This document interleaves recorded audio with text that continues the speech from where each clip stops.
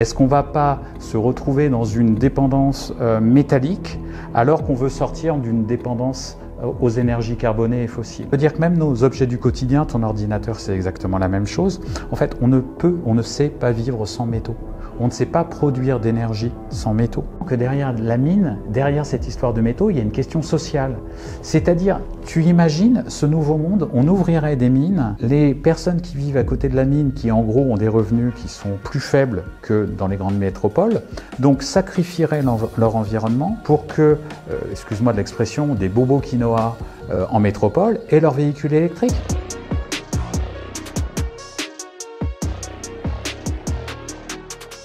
Ladies and gentlemen, alors non, vous n'êtes pas sur un podcast en anglais, vous êtes bien sur Limite, même si on l'a écrit en anglais par contre dans le titre.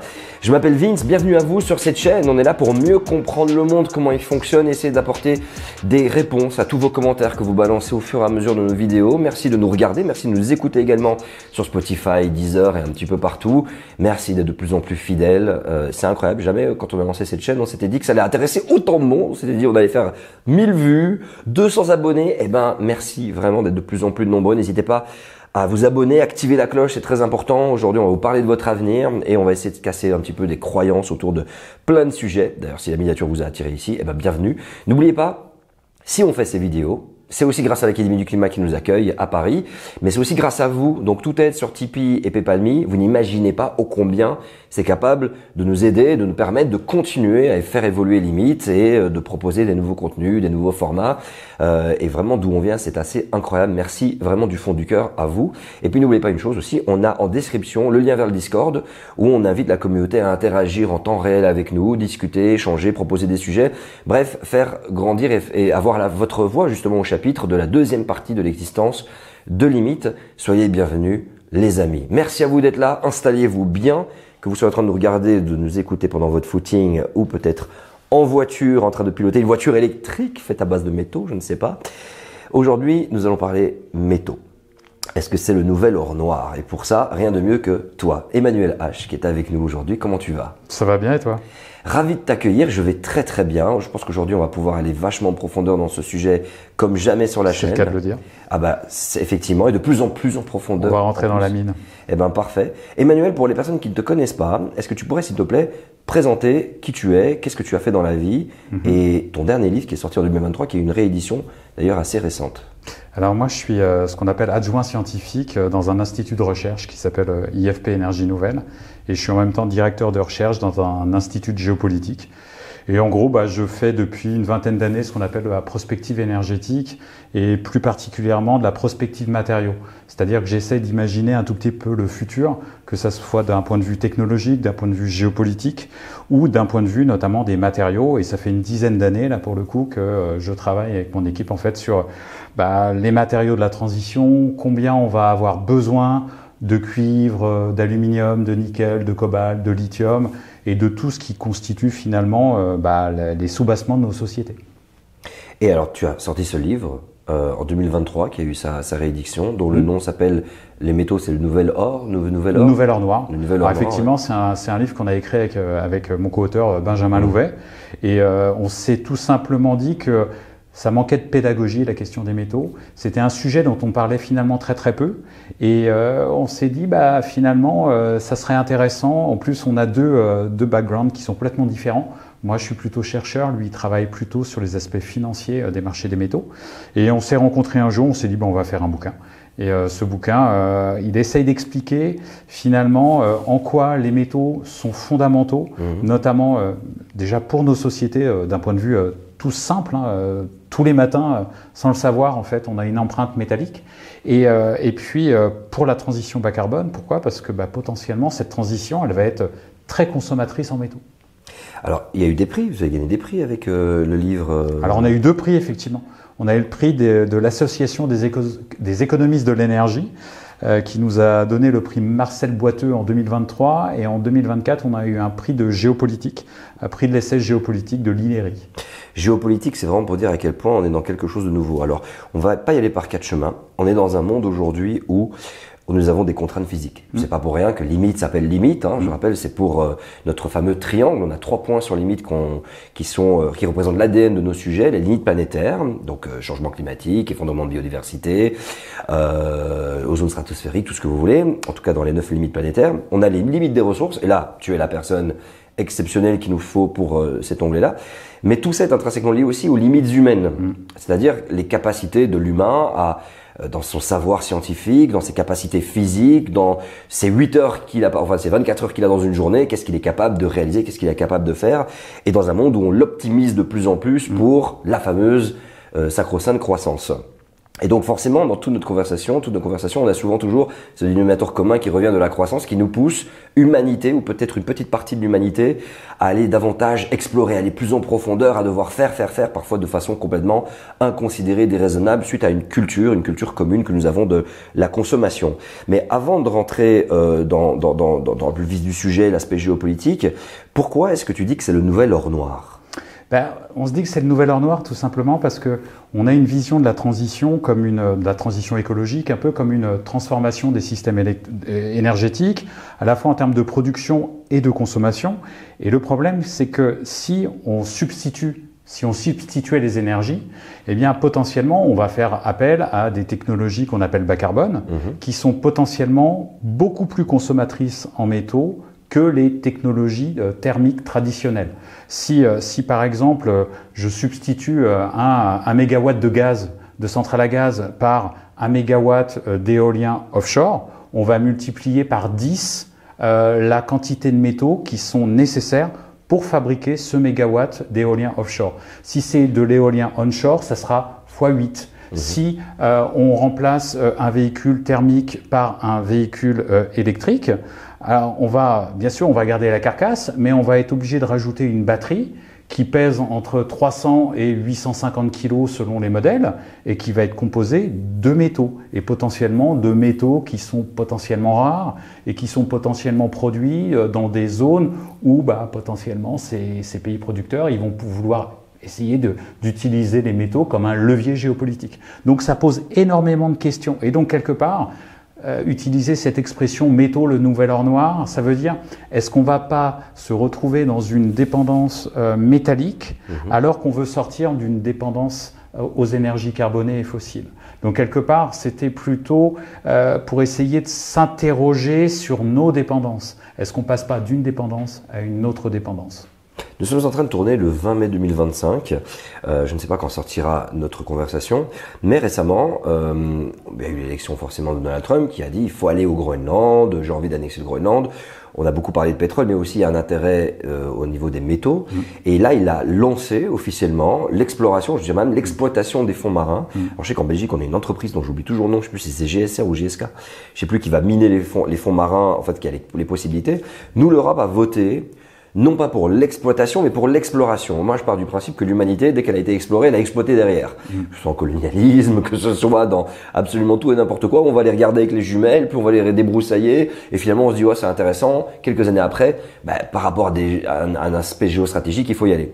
Et moi, je vais te donner un peu il y avait un peu personne qui y allait, on n'était pas très sûr. J'ai entendu que Nauru, qui était une île qui a vécu sur du phosphate pendant très longtemps, et puis qui s'est effondrée littéralement, parce qu'elle a tout misé sur cette ressource. Maintenant, on se dit, ok les gars, on va retourner à Make Nauru Great Again et aller dans les fonds marins, et vous allez voir où je veux en venir. L'IA, attention, ça y est, les Américains se sont lancés, le reste du monde a suivi, on injecte plein de thunes, fuite en avant. Les fonds marins, les Américains vont se lancer. Est-ce qu'il risque d'y avoir une fuite en avant du reste du monde, parce qu'on sent vraiment qu'il y a une pression sur les ressources. On a l'impression que le monde entier se réveille en se disant « Ok, il faut des métaux, mais il va en falloir beaucoup. Et j'ai du mal, et peut-être tu pourras répondre à cette question, à concevoir qu'est-ce qu'on sort de la Terre actuellement, pour quel usage, et qu'est-ce qu'on a besoin comme quantité de métaux pour les promesses de transition énergétique, non pas à l'échelle locale, mais à l'échelle mondiale. Beaucoup de questions, beaucoup de choses. Je te laisse un petit peu digresser. Tu veux que je commence par quoi? Par les fonds marins ou on peut y arriver après, mais peut-être plus en tant qu'individu, la personne qui nous regarde, ça représente quoi, toutes ces quantités de métaux? Alors, il y a peut-être quelque chose qui est intéressant pour déjà se positionner, pour comprendre en fait, quand je dis que le monde est assis sur les matières premières, et on est assis sur des matières premières, c'est que il faut imaginer que tous les jours, d'un point de vue global, si on somme ce que l'on extrait par jour et par personne pour nos déplacements, nos consommations quotidiennes, il faut 36 kg par jour et par personne au niveau mondial. C'est une moyenne mondiale. Donc ça veut dire, il y en a qui sont peut-être que les pays, on va dire Amérique du Nord, Europe, on est autour de 45. Les pays, les émergents et puis les pays qui sont les moins développés, ils doivent être autour de 15-20. D'accord ? Sur ces 36 kilos, on va extraire la moitié, c'est en gros ce qu'on appelle des granulats. Ça va des cailloux au sable. Donc c'est tout ce qui va rentrer, en gros, pour faire quoi ? Toutes les infrastructures. Donc en gros, 36 kilos, tu en as déjà 18, c'est ça. C'est du granulat, du sable, tous les composés qui vont rentrer dans le ciment. Après, tu vas avoir de la biomasse. Après, tu vas avoir des énergies fossiles. Et puis, il va te rester 3,6 kilos par jour et par personne de minerais.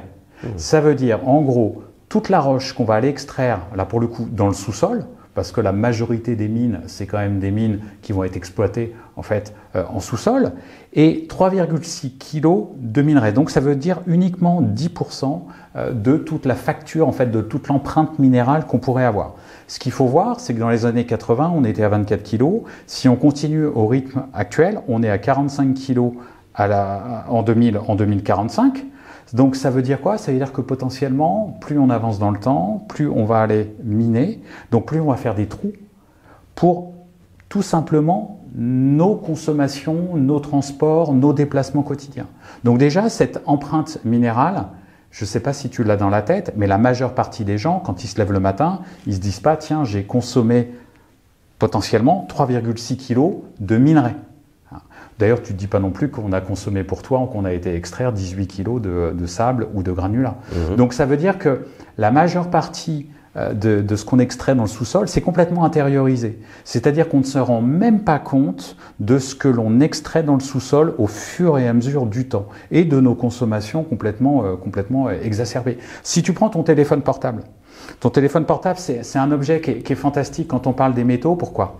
Parce que tout simplement, il pèse en gros 200 grammes. Ouais. Pour faire cet objet-là, on a été chercher dans le sous-sol 200 kilos de matière, on va dire, d'un point de vue global. Reconditionné. La majeure partie, c'est des métaux. Alors, tu as du plastique, tu as un petit peu de verre, tu as du silicium, et surtout, tu vas avoir, selon les modèles, entre 45 et 55 métaux. Le téléphone de mes grands-parents, il avait 12 métaux. Le petit Nokia du début des années 2000, exactement, 3210, il avait 3310, une vingtaine de métaux. Là, on est à 55 métaux. C'est-à-dire que là-dedans, tu as le tableau de Mendeleïev. Ouais, il y a même de l'or, il paraît. Ouais. Tous les métaux qui sont à l'intérieur, j'imagine que, comme peut-être, vu que tu travailles sur les sujets de limite, est-ce que tu t'es posé la question un jour de savoir pourquoi, quand tu appuyais sur ta vitre, en fait, tu avais ton application qui se lançait ? Ah non. Eh bien, c'est parce qu'à l'intérieur, tu as des métaux qui sont conducteurs. Et ces métaux conducteurs, ils font que quand tu appuies, tu vas avoir un signal qui va être envoyé à l'appli pour qu'elle se lance. Et donc ça veut dire quoi? À l'intérieur, tu vas avoir notamment du cuivre. Tu as du cuivre énormément. Tu vas avoir du silicium. Tu vas avoir des terres rares, en majorité, qui vont te permettre que ça soit conducteur, que ton téléphone, notamment ta batterie, elle ne chauffe pas. Tu as du lithium, bien évidemment, tu as du cobalt parce que tu as une batterie lithium-ion à l'intérieur. Donc là-dedans, on va se retrouver avec, en gros, une large partie des métaux qu'on a dans le tableau de Mendeleïev. Donc ça veut dire quoi? Ça veut dire que même nos objets du quotidien, ton ordinateur, c'est exactement la même chose. En fait, on ne sait pas vivre sans métaux. On ne sait pas produire d'énergie sans métaux. Mon co-auteur, que j'adore, il dit toujours... Benjamin, il dit toujours, on ne fabrique pas de l'électricité avec du vent et du soleil. On fabrique de l'électricité avec des transformateurs qui eux-mêmes sont composés de métaux. C'est-à-dire que si tu n'as pas le cuivre pour connecter ton éolienne et ton panneau solaire en fait, à un réseau électrique, ça ne sert strictement à rien. Donc ça veut dire quoi? Ça veut dire que tout simplement... Cette approche métallique, elle nous impose en fait de regarder véritablement le monde en face. C'est-à-dire, on veut faire cette transition. Donc, si on investit tant de milliards, à l'heure actuelle, on investit 2100 milliards dans les technologies bas carbone. C'est le chiffre pour 2024. Alors, je vous déjà une parenthèse. Il en faudrait 2,5 fois plus pour être sur une trajectoire de neutralité carbone. Donc, on n'en fait pas assez. Mais le problème, il n'est pas là. Avec ces 2000 milliards d'investissements dans les technologies bas carbone, eh bien en gros, tu peux déjà imaginer les besoins en métaux qu'on va avoir à l'horizon 2040, à l'horizon 2050. Pourquoi? Tout simplement parce qu'on a des intensités matière par technologie et un véhicule, je t'ai dit tout à l'heure, selon la taille du véhicule, une batterie c'est 350 à 850 kg. Et donc tu peux calculer le nombre de kilos de lithium qu'il va te falloir pour décarboner tout le système de transport au niveau mondial. Et là, ça doit t'interroger parce que, comme j'ai dit, la batterie, elle peut être de 350 à 850 kilos. Donc ça veut dire aussi que la transition bas carbone, si c'est uniquement pour faire de la substitution énergétique, potentiellement, on passe à côté des limites.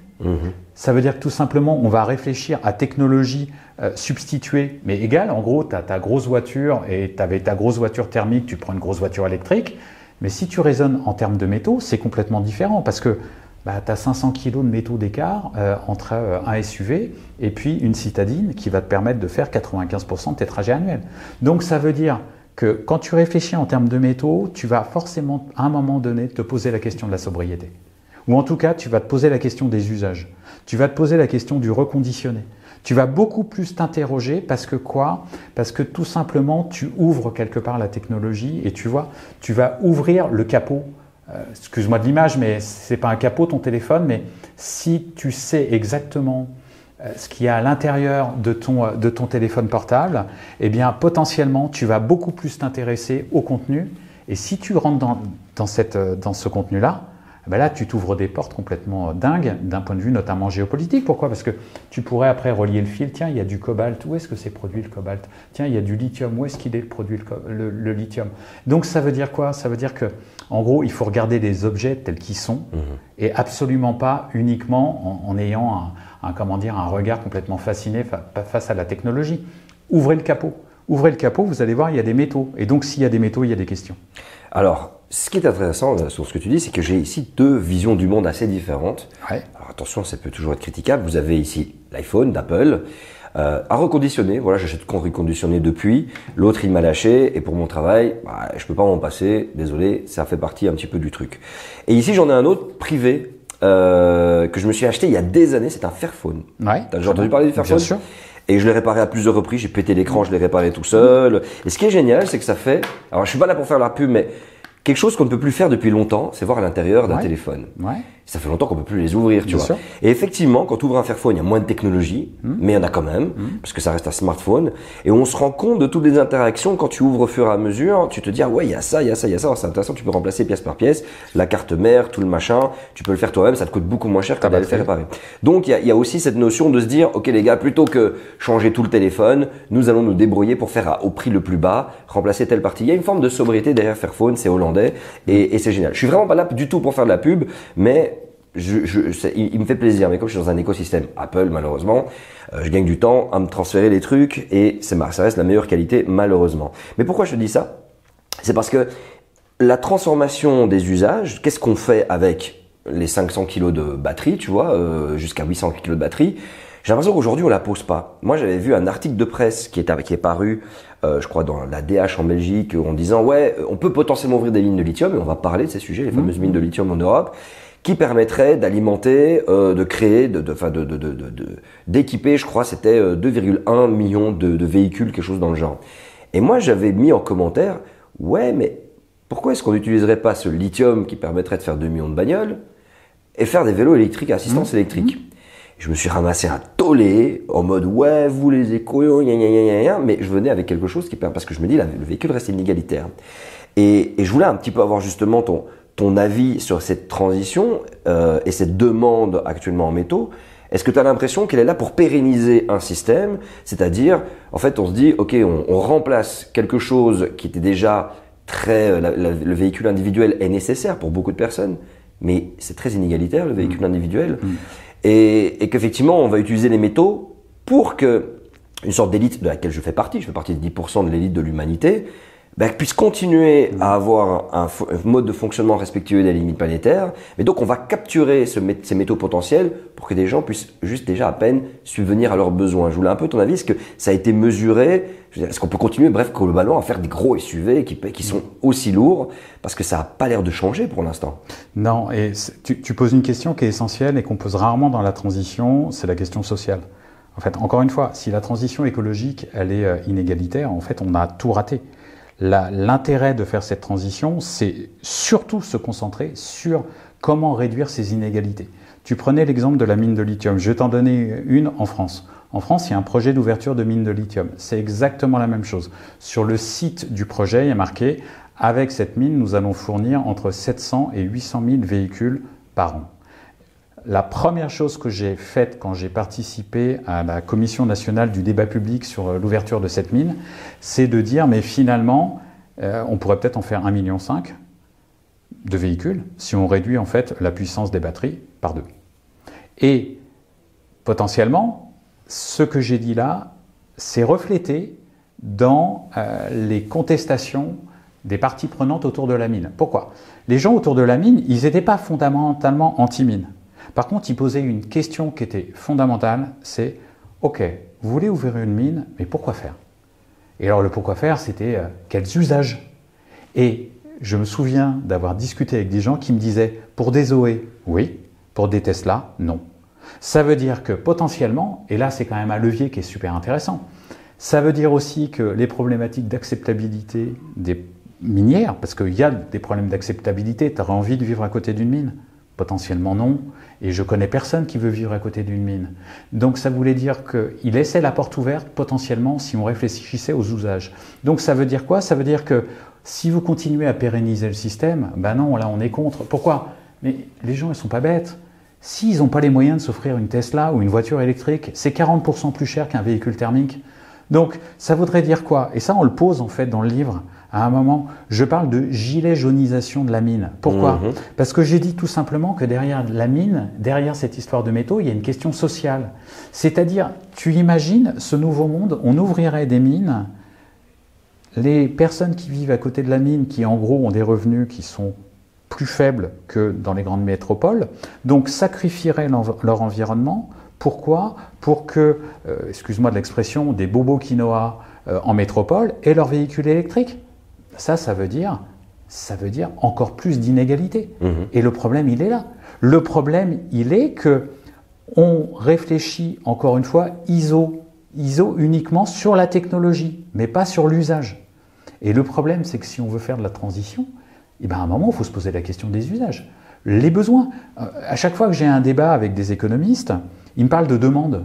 Mais non, moi, je leur parle de besoin. Il est où le besoin? C'est quoi le besoin? Le besoin, c'est de satisfaire des besoins égalitaires dans la société. Or là, qu'est-ce qu'on fait?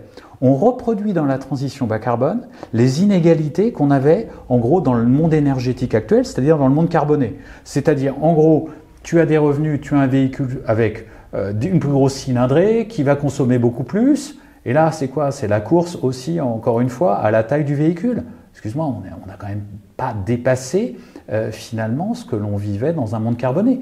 Donc la transition bas carbone, si ce n'est pas l'occasion de réduire les inégalités, on passe à côté. Donc ça veut dire quoi? Ça veut dire que tout simplement, il va falloir soit penser aux usages, soit penser au low-tech, soit penser à la sobriété, mais en tout cas, il faut qu'il y ait un mélange. Et encore une fois, l'usage en premier. Pourquoi faire? Pourquoi l'IA pour tout le monde? Pourquoi la 5G pour tout le monde? Quand tu regardes par exemple les consommations de métaux d'un réseau 5G, mais tu t'interroges. Tu t'interroges, pourquoi? Parce que, alors on va te dire, oui, potentiellement, si on le compare à la 4G, il y a potentiellement moins de consommation pour l'infrastructure. Oui, sauf qu'après, c'est que de la consommation énergétique. Pourquoi? Parce que tout le monde a la 5G, et donc on va avoir un effet rebond. Donc en gros, on a des effets rebonds dans le système énergétique qui sont absolument dingues, on ne les prend jamais en compte. Donc à un moment, faut penser à l'usage. Et le problème, c'est que l'usage n'est jamais là. On te parle de technologie bas carbone tout le temps. Éolien, solaire, véhicules électriques. Est-ce qu'à un moment, on te parle d'usage? Pourquoi faire? C'est-à-dire qu'on n'arrive pas à se repositionner finalement dans ce monde en se disant, mais sur quoi on est assis? On est assis sur des matières premières.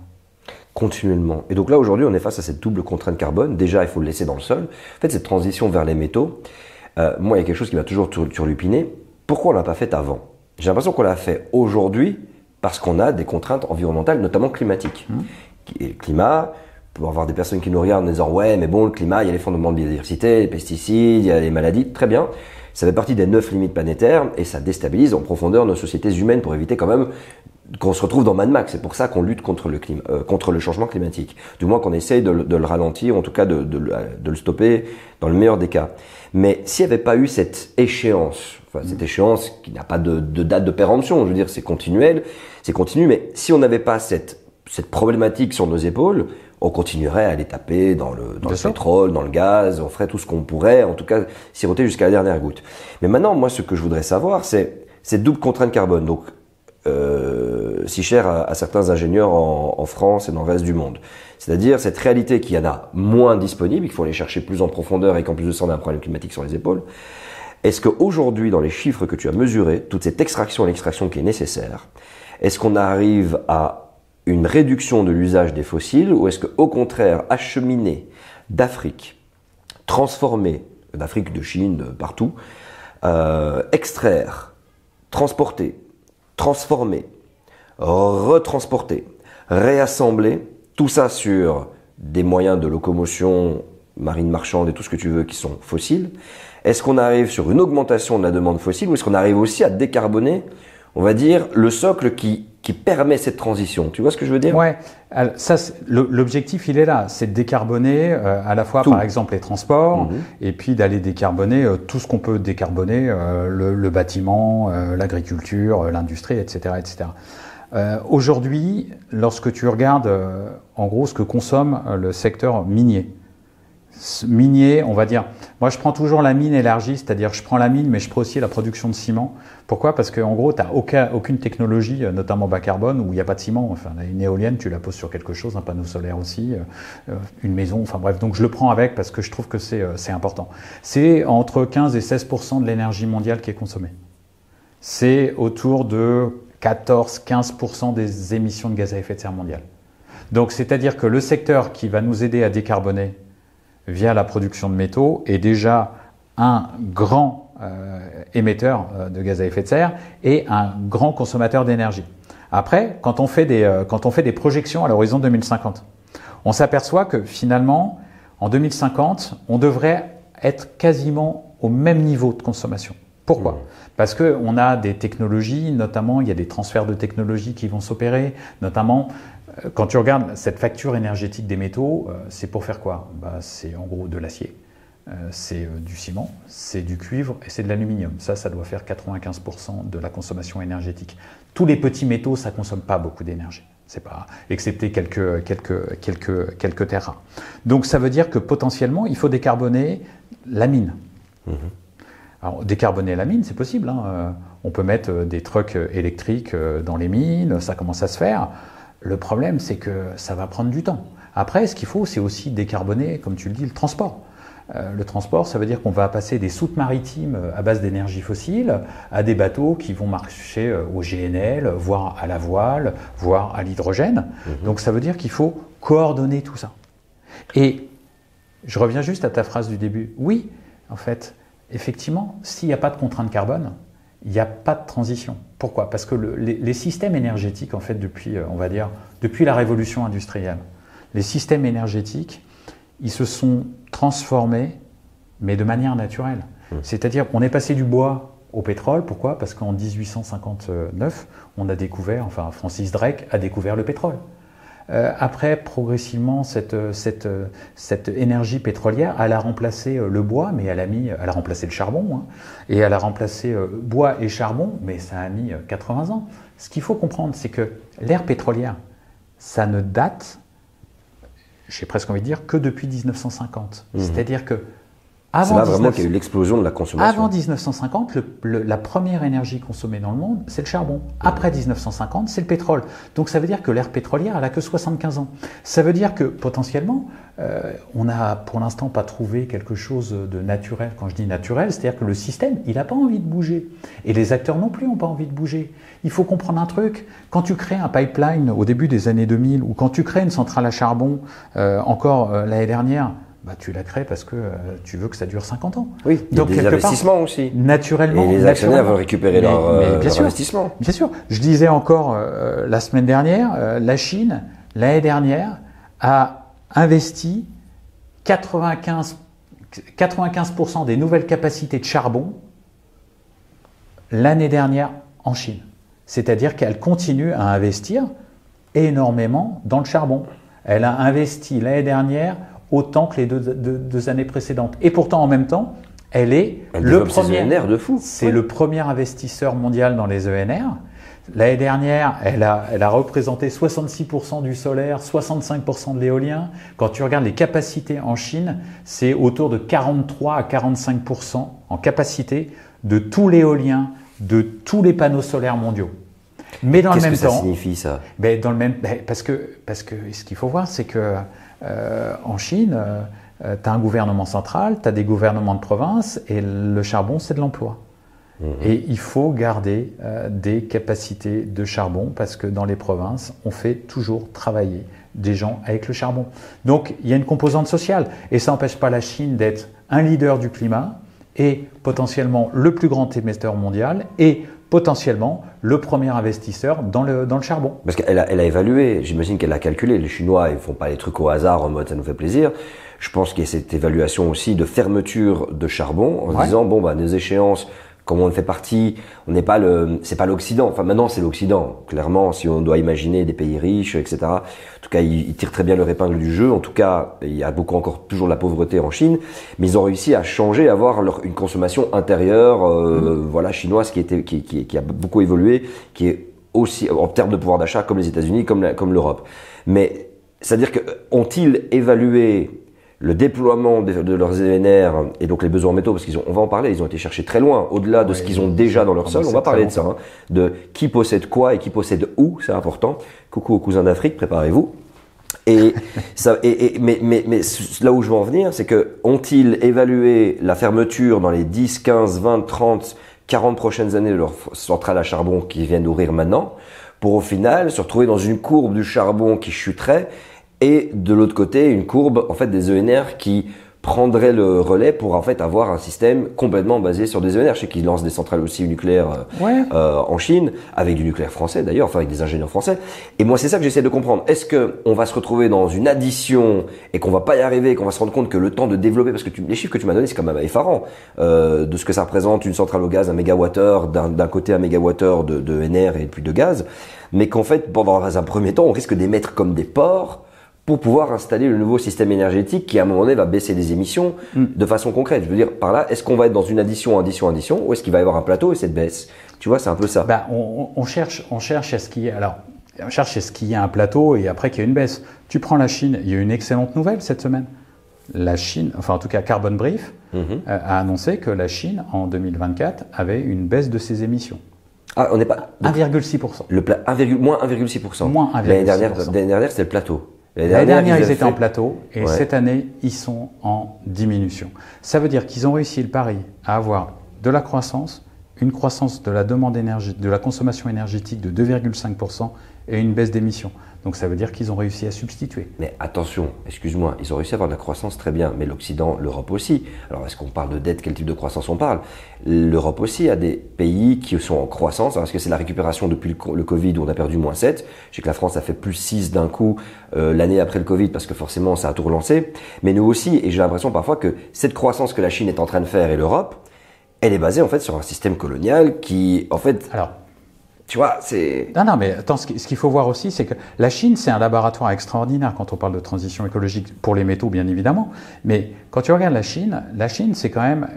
Tu reprends 1980, ils se disent la chose suivante, on va croître Et il y avait une citation chinoise qui disait en fait growing up first, on croit au départ, et clearing up later, on nettoiera plus tard.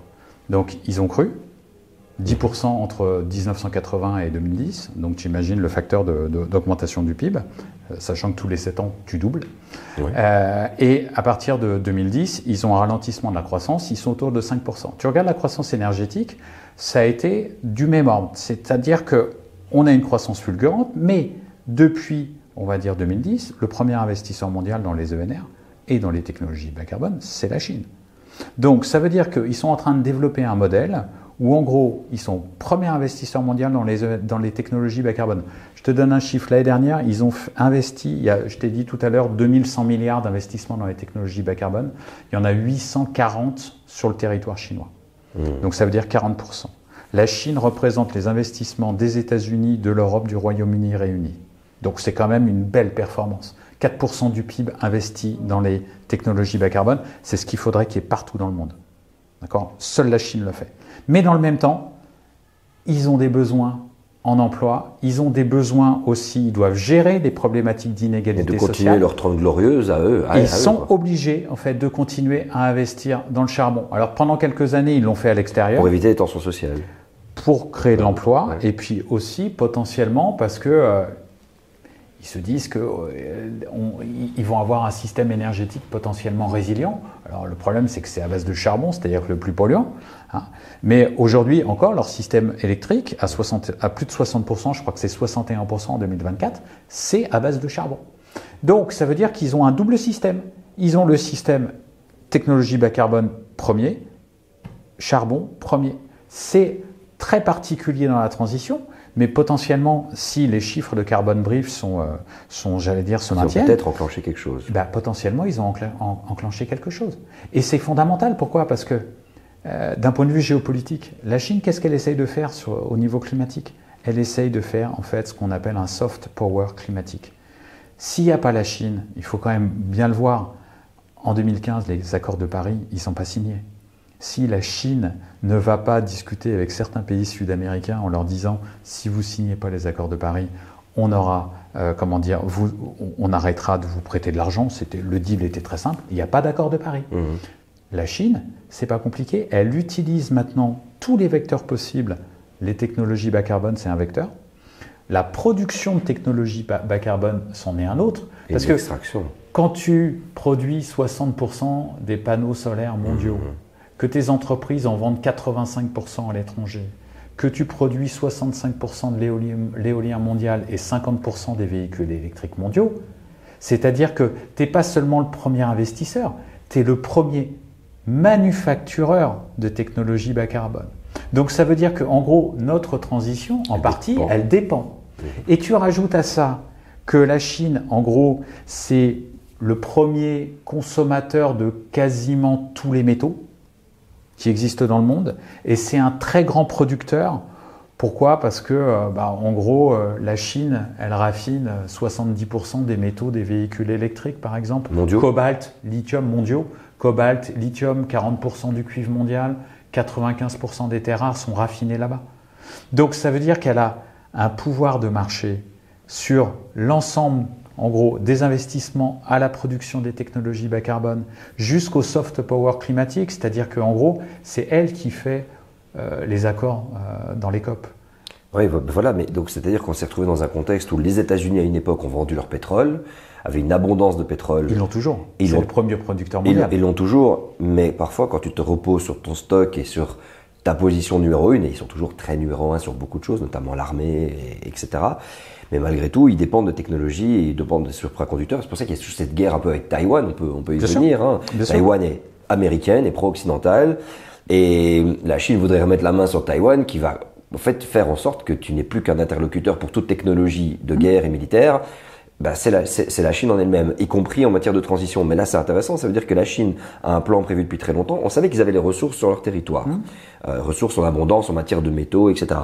Mais que malgré tout, ils sont dans un projet néocolonial sous une forme très différente de l'Empire britannique et très différent de l'Empire français de l'époque, où ils arrivent, ils proposent au pays des accords en mode on va s'occuper, gérer votre port, on va construire des routes, on va embellir les zones de passage qui sont importants, en tout cas pour le pays, créer des centres très très beaux dans certaines villes en Afrique, mais à condition qu'on ait les concessions de mines, parce que là l'Afrique est devenue chinoise en quelque sorte. Et donc l'Afrique nourrit la transition mondiale et européenne, et c'est ça un peu le non-sens que je vois, pendant qu'il y a de la transition en Afrique, mais là, bon, quand tu regardes les émissions de gaz à effet de serre de l'Afrique subsaharienne, ça vaut peanuts. C'est rien. C'est rien, je veux dire, l'Afrique c'est 4% des émissions actuelles, et là-dedans on a les gros producteurs de pétrole, Algérie, on a le Nigeria, etc. Mais quand tu prends subsaharien, c'est moins d'1%. Mais ils ont besoin d'énergie, ils ont besoin de technologie, et pour l'instant j'ai la sensation qu'il y a ce côté, on vous prend, parce que pour alimenter la transition mondiale des pays très fortement émetteurs, où l'intensité énergétique elle est quand même élevée, et vous, c'est l'Arabie Saoudite qui vous vend les bus, et on vous envoie nos voitures à essence, et l'Afrique se développe toujours sur le modèle fossile. Alors, la vision derrière, tu vois, c'est ça que j'essaie de comprendre. Est-ce qu'on est dans une vision qui dit, l'Afrique, de toute façon, ils ont le droit de polluer parce qu'ils ont un stock carbone qu'ils n'ont pas utilisé pour leur développement, tout comme la Chine l'a fait, en fait. C'est pour ça que la Chine pollue en disant, les gars, vous avez commencé votre développement en 1850, nous on a commencé dans les années 80, 70-80, on a un quota qu'on peut utiliser. Ils l'ont utilisé d'ailleurs. Ils l'ont fini, ça y est, il est terminé. Sur la période 1850-2024, la Chine a émis plus de gaz à effet de serre que l'Europe. Ça a dépassé l'Europe. Voilà. Carbon Brief, la semaine dernière, je crois l'info. Ce qui est intéressant, c'est que la Chine, elle a un modèle qui est très intéressant, surtout à l'heure actuelle. Tu connais le jeu Richesse du Monde ? Non. La richesse du monde, c'est un jeu quand j'étais gamin en fait, où ton but, tu avais une planisphère et tu allais acheter des territoires pour développer des concessions. Comme le Monopoly quoi. C'était génial, c'était génial pour apprendre la géographie, pour savoir où est-ce que tu avais du lin, du coton, du charbon, du cobalt. Et c'était fabuleux. Tu connais Risk ? Risk, je connais très bien. Oui, le monde actuel, c'est Risk avec richesse du monde. C'est-à-dire que en gros, tu veux acquérir des territoires. Tu veux aller développer et quelque part, tu as un comportement que j'appelle de prédation. Alors quand je dis prédation, c'est hyper péjoratif, mais ce qu'il faut voir, c'est que la prédation, elle est plus ou moins narrée. Pourquoi ? Pour en revenir à la Chine, 1992 même plutôt, Deng Xiaoping, il déclare la Chine a les terres rares, l'Arabie Saoudite a le pétrole. Donc déjà, il se positionne dès les années 80 en fait sur la Chine va devenir un grand pays producteur de métaux. Et pourquoi ça se passe comme ça ? Parce que Deng Xiaoping, ce qu'il faut savoir dans sa jeunesse, il a travaillé en France, il a travaillé en fait dans une aciérie. Il a vu que c'était très très difficile. Il a une intuition qui est absolument géniale. C'est relaté tout ça. C'est les pays occidentaux, en gros, la difficulté de ce type de tâche est tellement importante que de toute façon, un jour ou l'autre, ils vont abandonner ces secteurs-là. Ils vont aller faire autre chose. Et donc, la Chine, c'est un grand pays minier. Pourquoi ? Parce qu'elle a une multiplicité de métaux sur son sol. Il y a du cuivre, il y a du lithium, il y a des terres rares, il y a de l'uranium, il y a beaucoup de choses en Chine. Et potentiellement, dans les années 80-90, qu'est-ce qui se passe en Europe et en Amérique du Nord ? On se dit, oui, la mine, l'industrie, c'est bien, mais ce qui serait bien, c'est surtout qu'on innove. Nous, avec notre ego surdimensionné, nous, on est intelligent, on va concevoir en termes d'esprit, on va innover. Et puis, par contre, la conception, la réalisation, c'est-à-dire le côté manufacture, ça va se faire ailleurs. Et donc, on délocalise. On a délocalisé l'industrie. La Chine, mais c'est un bonheur. Tu regardes, par exemple, la Chine qui récupère des brevets industriels sur le raffinage de métaux à partir des années 80-90. Ils commencent à bâtir une filière de raffinage de métaux qui est aujourd'hui centrale. Pourquoi ? Parce que tout simplement, tu veux construire une technologie bas carbone, tu veux un aimant permanent. Aimant permanent, on va les trouver dans les moteurs de véhicules électriques, dans les brosses à dents électriques, dans les radars de F-35, on va les retrouver dans les rotors des éoliennes offshore. D'accord ? fondamentale. Si tu n'as pas d'aimant permanent, ton aimant, enfin à base de terres rares, si tu n'as pas tes terres rares dans tes aimants permanents, il dure moins longtemps, il sera moins résistant à la chaleur, il sera moins conducteur. Donc il te faut ça. La Chine se retrouve au centre de toutes ces technologies et donc quelque part, elle peut agir en fait sur ce levier. Quand Trump il fait le Liberation Day au mois de mars et qui commence à dire 145% de droits de douane pour la Chine, qu'est-ce qu'elle fait la Chine? Elle dit il y a ces casquettes Make America Great Again in China vont être taxées aussi. Ce qu'il faut voir, c'est la réaction chinoise. Déjà, la Chine, elle dit rien. C'est vrai. Et pourquoi elle dit rien? Parce que la Chine, elle a une position face à Trump et face au monde à l'heure actuelle, c'est de dire, en fait, l'îlot de stabilité, c'est nous. Donc en gros, on va pas surenchérir. Mais qu'est-ce qu'elle fait en fait dans le dos? Elle décide, il y a 7 terres rares très importantes, dysprosium, néodyme, praséodyme, et elle dit tout simplement interdiction d'exporter vers les États-Unis, interdiction d'exporter si usage dual, c'est-à-dire en gros si potentiellement un usage militaire. Et là, les États-Unis se regardent et ils se disent ça c'est pas de bol parce qu'en gros sur les 7 métaux qui sont déclarés qu'on ne peut pas exporter aux États-Unis, eh bien on est dépendant à 100% de la Chine. Et quand tu regardes ce qu'on appelle la criticité, c'est-à-dire en gros la dépendance américaine, il y a 10 métaux pour lesquels ils sont dépendants à 100%, il y en a 30 pour lesquels ils sont dépendants à 50%. 10, 30, c'est 10 métaux, 30 métaux, 10 métaux à 100%. Tu as 10 métaux à 100%. Sur le tableau périodique, c'est immense. Tu as 30 métaux à 50%. C'est immense. Premier fournisseur, la Chine. Deuxième fournisseur, le Canada. Et là, tu te dis, mais ils sont ridicules. Ils ont imposé des tarifs au Canada. Les Canadiens, ils sont très gentils finalement aussi, parce qu'ils auraient pu aussi faire de la restriction sur les métaux. Et quelque part, qu'est-ce qu'il fait Trump la semaine dernière? Il annule en fait. En tout cas, il est passé de 145% à 35%. Et en fait, il ne se passera rien. Pourquoi? Il va annuler. Parce que tout simplement, la Chine, elle peut utiliser les métaux. Moyen de pression.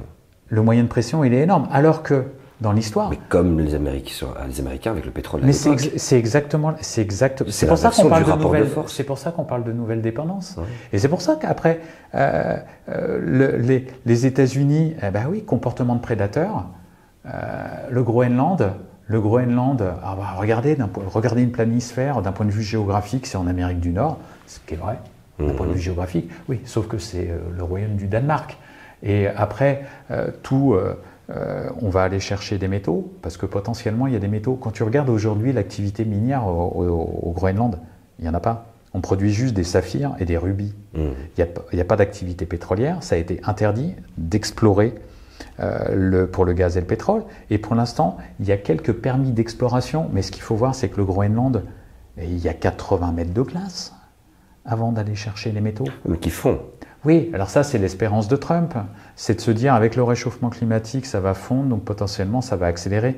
Mais je pense qu'il y a peut-être des terrains plus faciles que d'aller au Groenland. Et puis les rapports du Shift Project expliquent quand même pas mal que toutes les nouvelles réserves qui sont découvertes, tout ce qu'on arrive à prospecter en matière de ressources pétrolières, il y a des puits non exploités, mais globalement, l'énergie à investir et ce qu'on va en ressortir ne serait pas potentiellement plus rentable à un moment donné.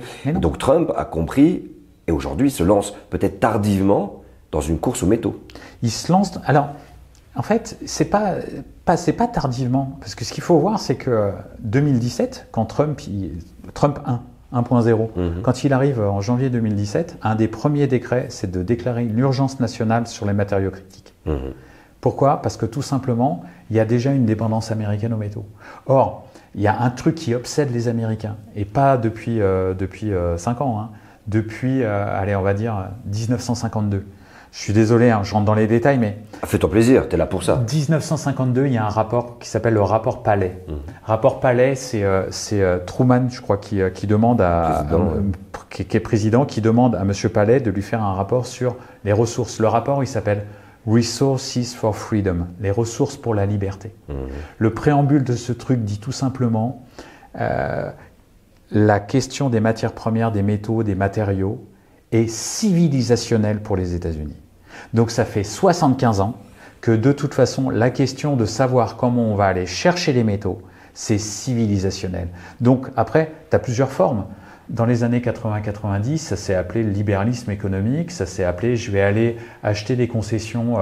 Les États-Unis étaient en Afrique, bien sûr. En Amérique latine, Congo, ils étaient en Asie du Sud-Est. Et aujourd'hui, c'est une nouvelle forme, c'est la prédation. C'est-à-dire, regardez, il y a le territoire qui s'appelle le Groenland. Tiens, si on allait le développer, en plus, ça tombe bien, il y a 56 000 personnes. Il y a quand même des mecs qui ont, au pouvoir américain, ils se sont dit, si on achetait les Groenlandais, si on leur filait tous $1 million, ça fait combien finalement? Faut 56 000, ça fait 56 milliards. Ouais, 56 milliards. Pour l'argent que tu vas regagner en retour. Potentiellement. C'est pour ça qu'il y a ces comportements de prédation, que ce soit le Groenland, que ce soit l'Ukraine. Parce que le premier accord avec l'Ukraine, c'était un rapport, mais alors de vassalité, qui était absolument délirant. Ouais. Et purement sur les minerais, sur les métaux. Ils sont en flip, quoi. Ils sont en flip de pas être dans la course. Mais après, ces comportements-là, ils vont aussi dans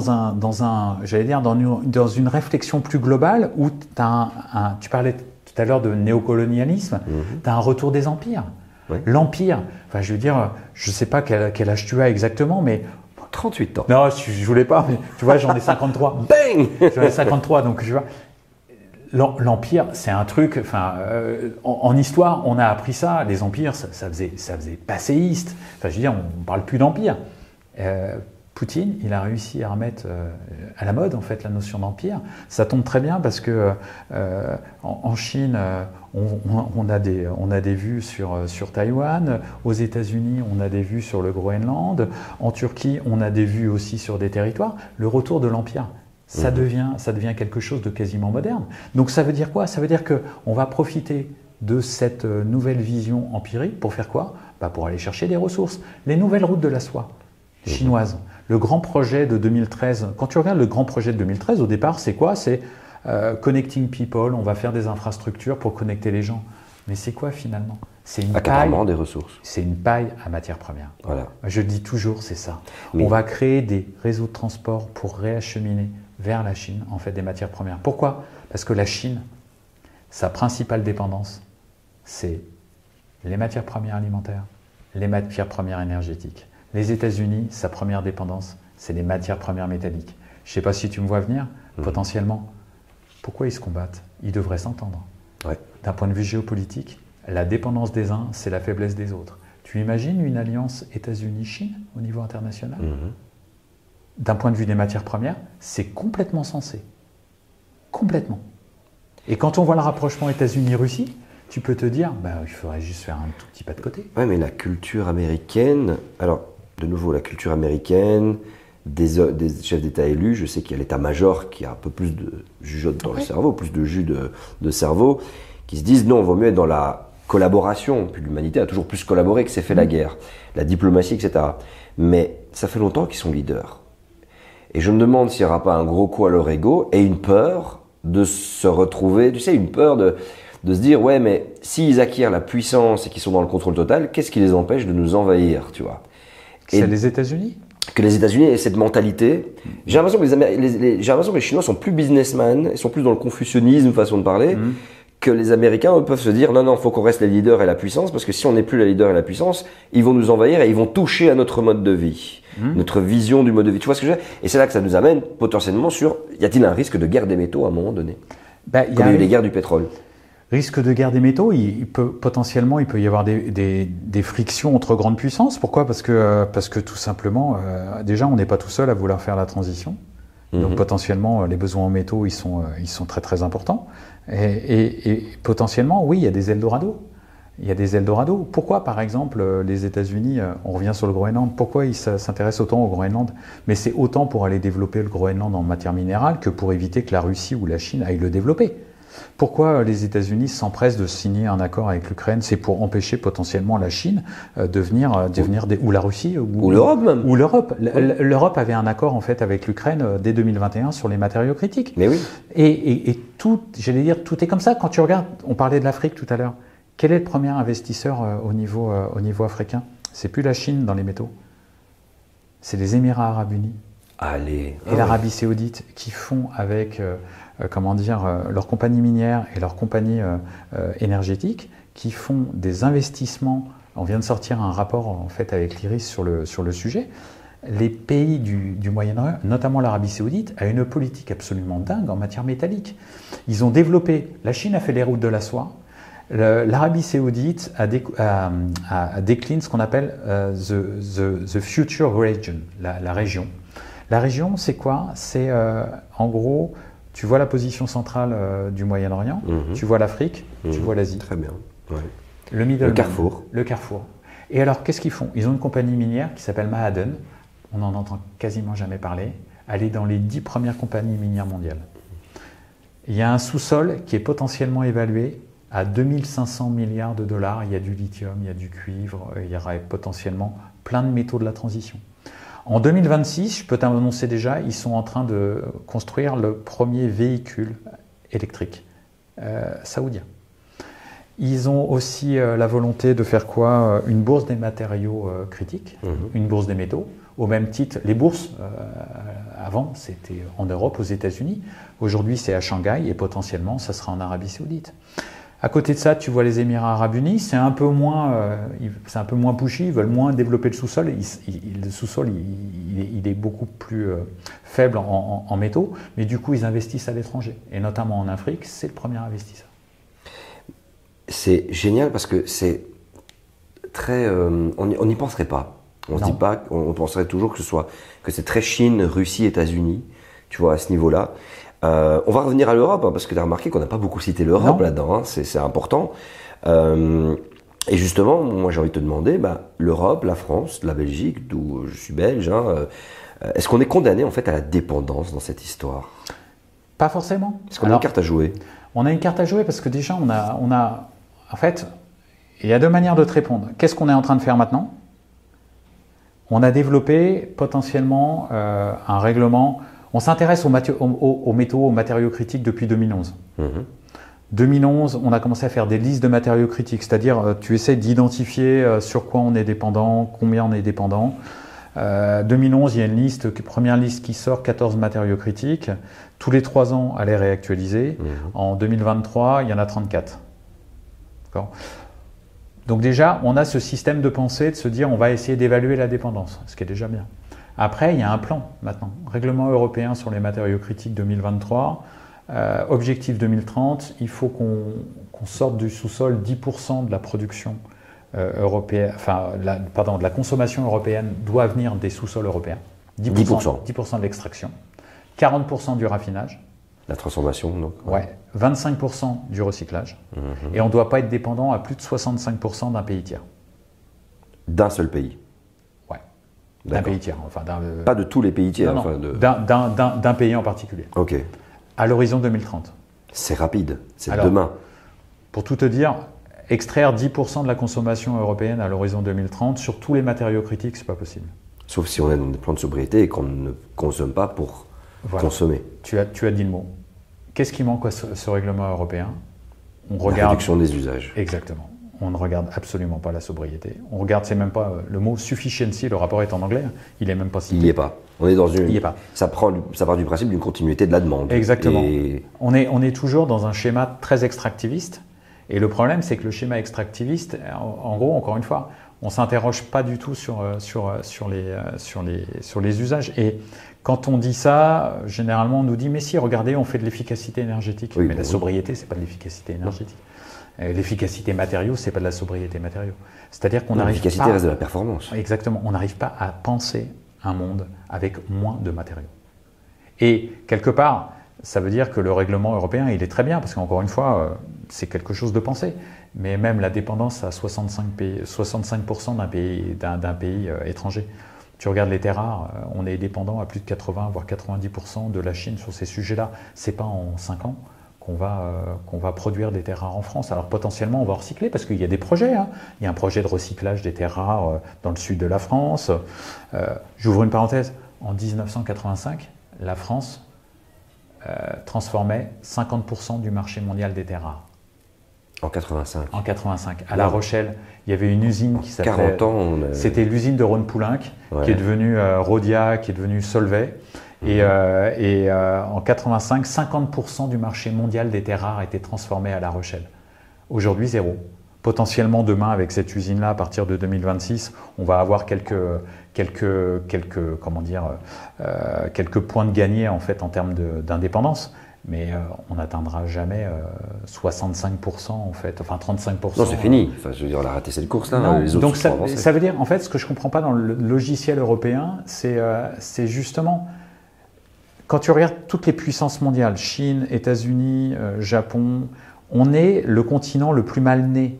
On a très peu de ressources fossiles, on a très peu de ressources minérales. Alors potentiellement on en a, si je dis ça, il y en a plein qui vont se dire mais si, il y en a, mais bien sûr qu'il y en a, mais surtout on ne les développe plus.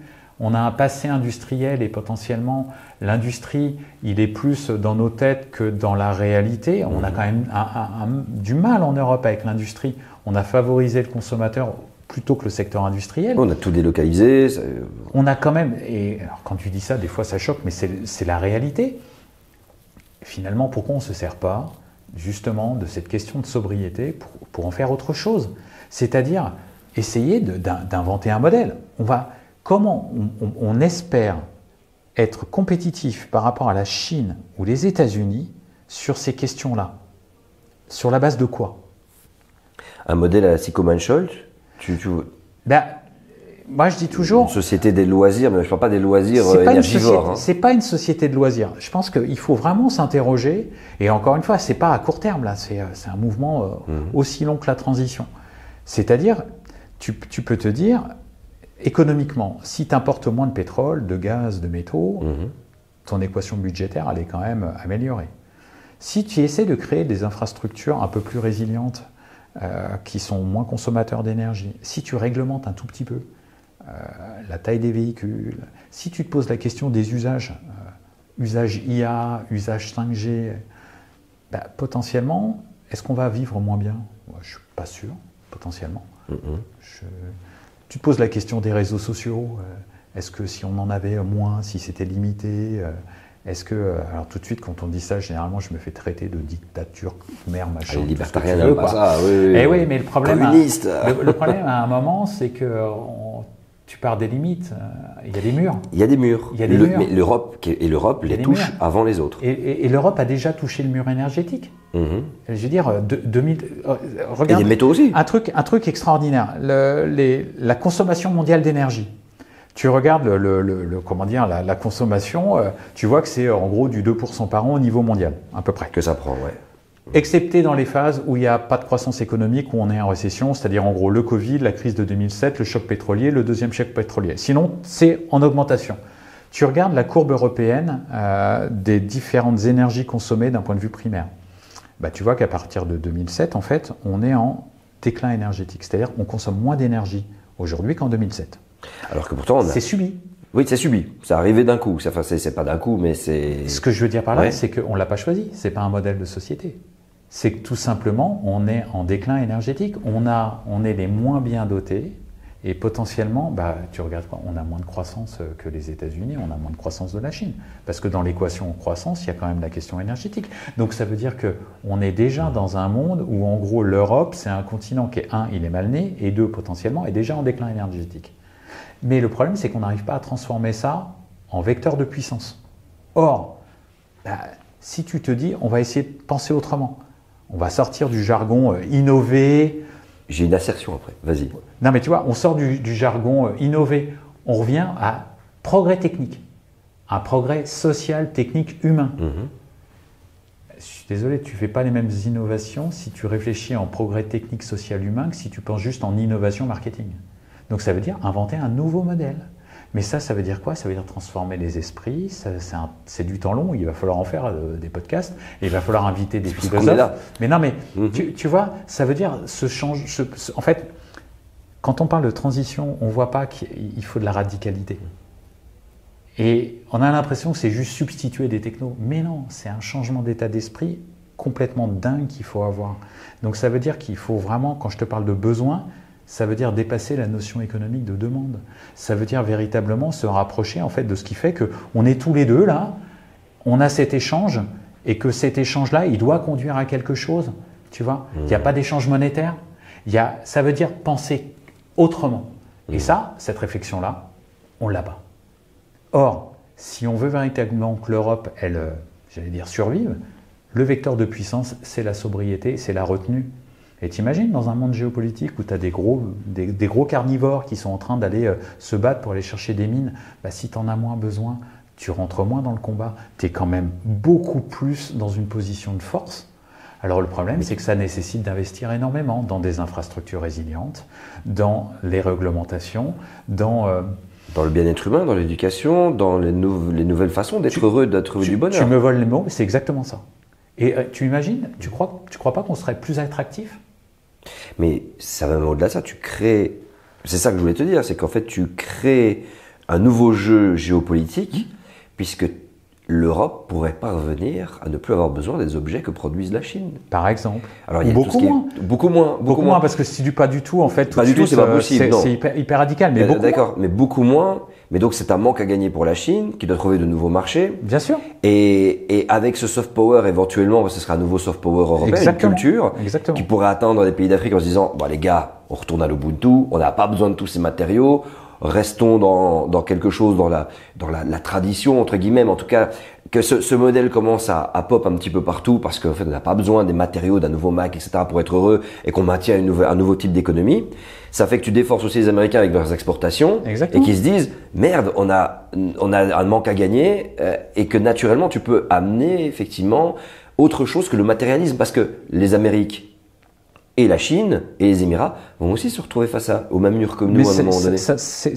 On va tous avoir les murs des ressources. Tu sais, en 2017, 2018, 2019, entre 2017 et 2020, on a fait les évaluations en matériaux pour la transition. Et on a calculé les besoins. Et les besoins, par exemple, pour le cuivre, on avait sorti un chiffre un jour, c'était à l'horizon 2050, on va avoir potentiellement consommé 90% des ressources mondiales de cuivre. 90%. 90%. À quel horizon tu avais dit ? 2050.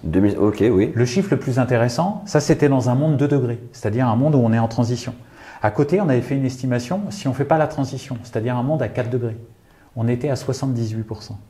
Ça veut dire quoi ? Ça veut dire que même dans un monde où en gros tu décarbones pas, bah, potentiellement notre rythme de vie, notre type de croissance, en fait, est tellement extractiviste que de toute façon, à un moment, tu te retrouves face à un mur. Alors le mur, c'est pas forcément que tu n'en auras plus, mais c'est que tu vas payer ton cuivre tellement cher, ton lithium tellement cher, ton cobalt. Alors le lithium, c'est pas vrai parce qu'il y en a plein, mais d'autres métaux tellement chers que potentiellement, bah, tu vas élargir tes inégalités.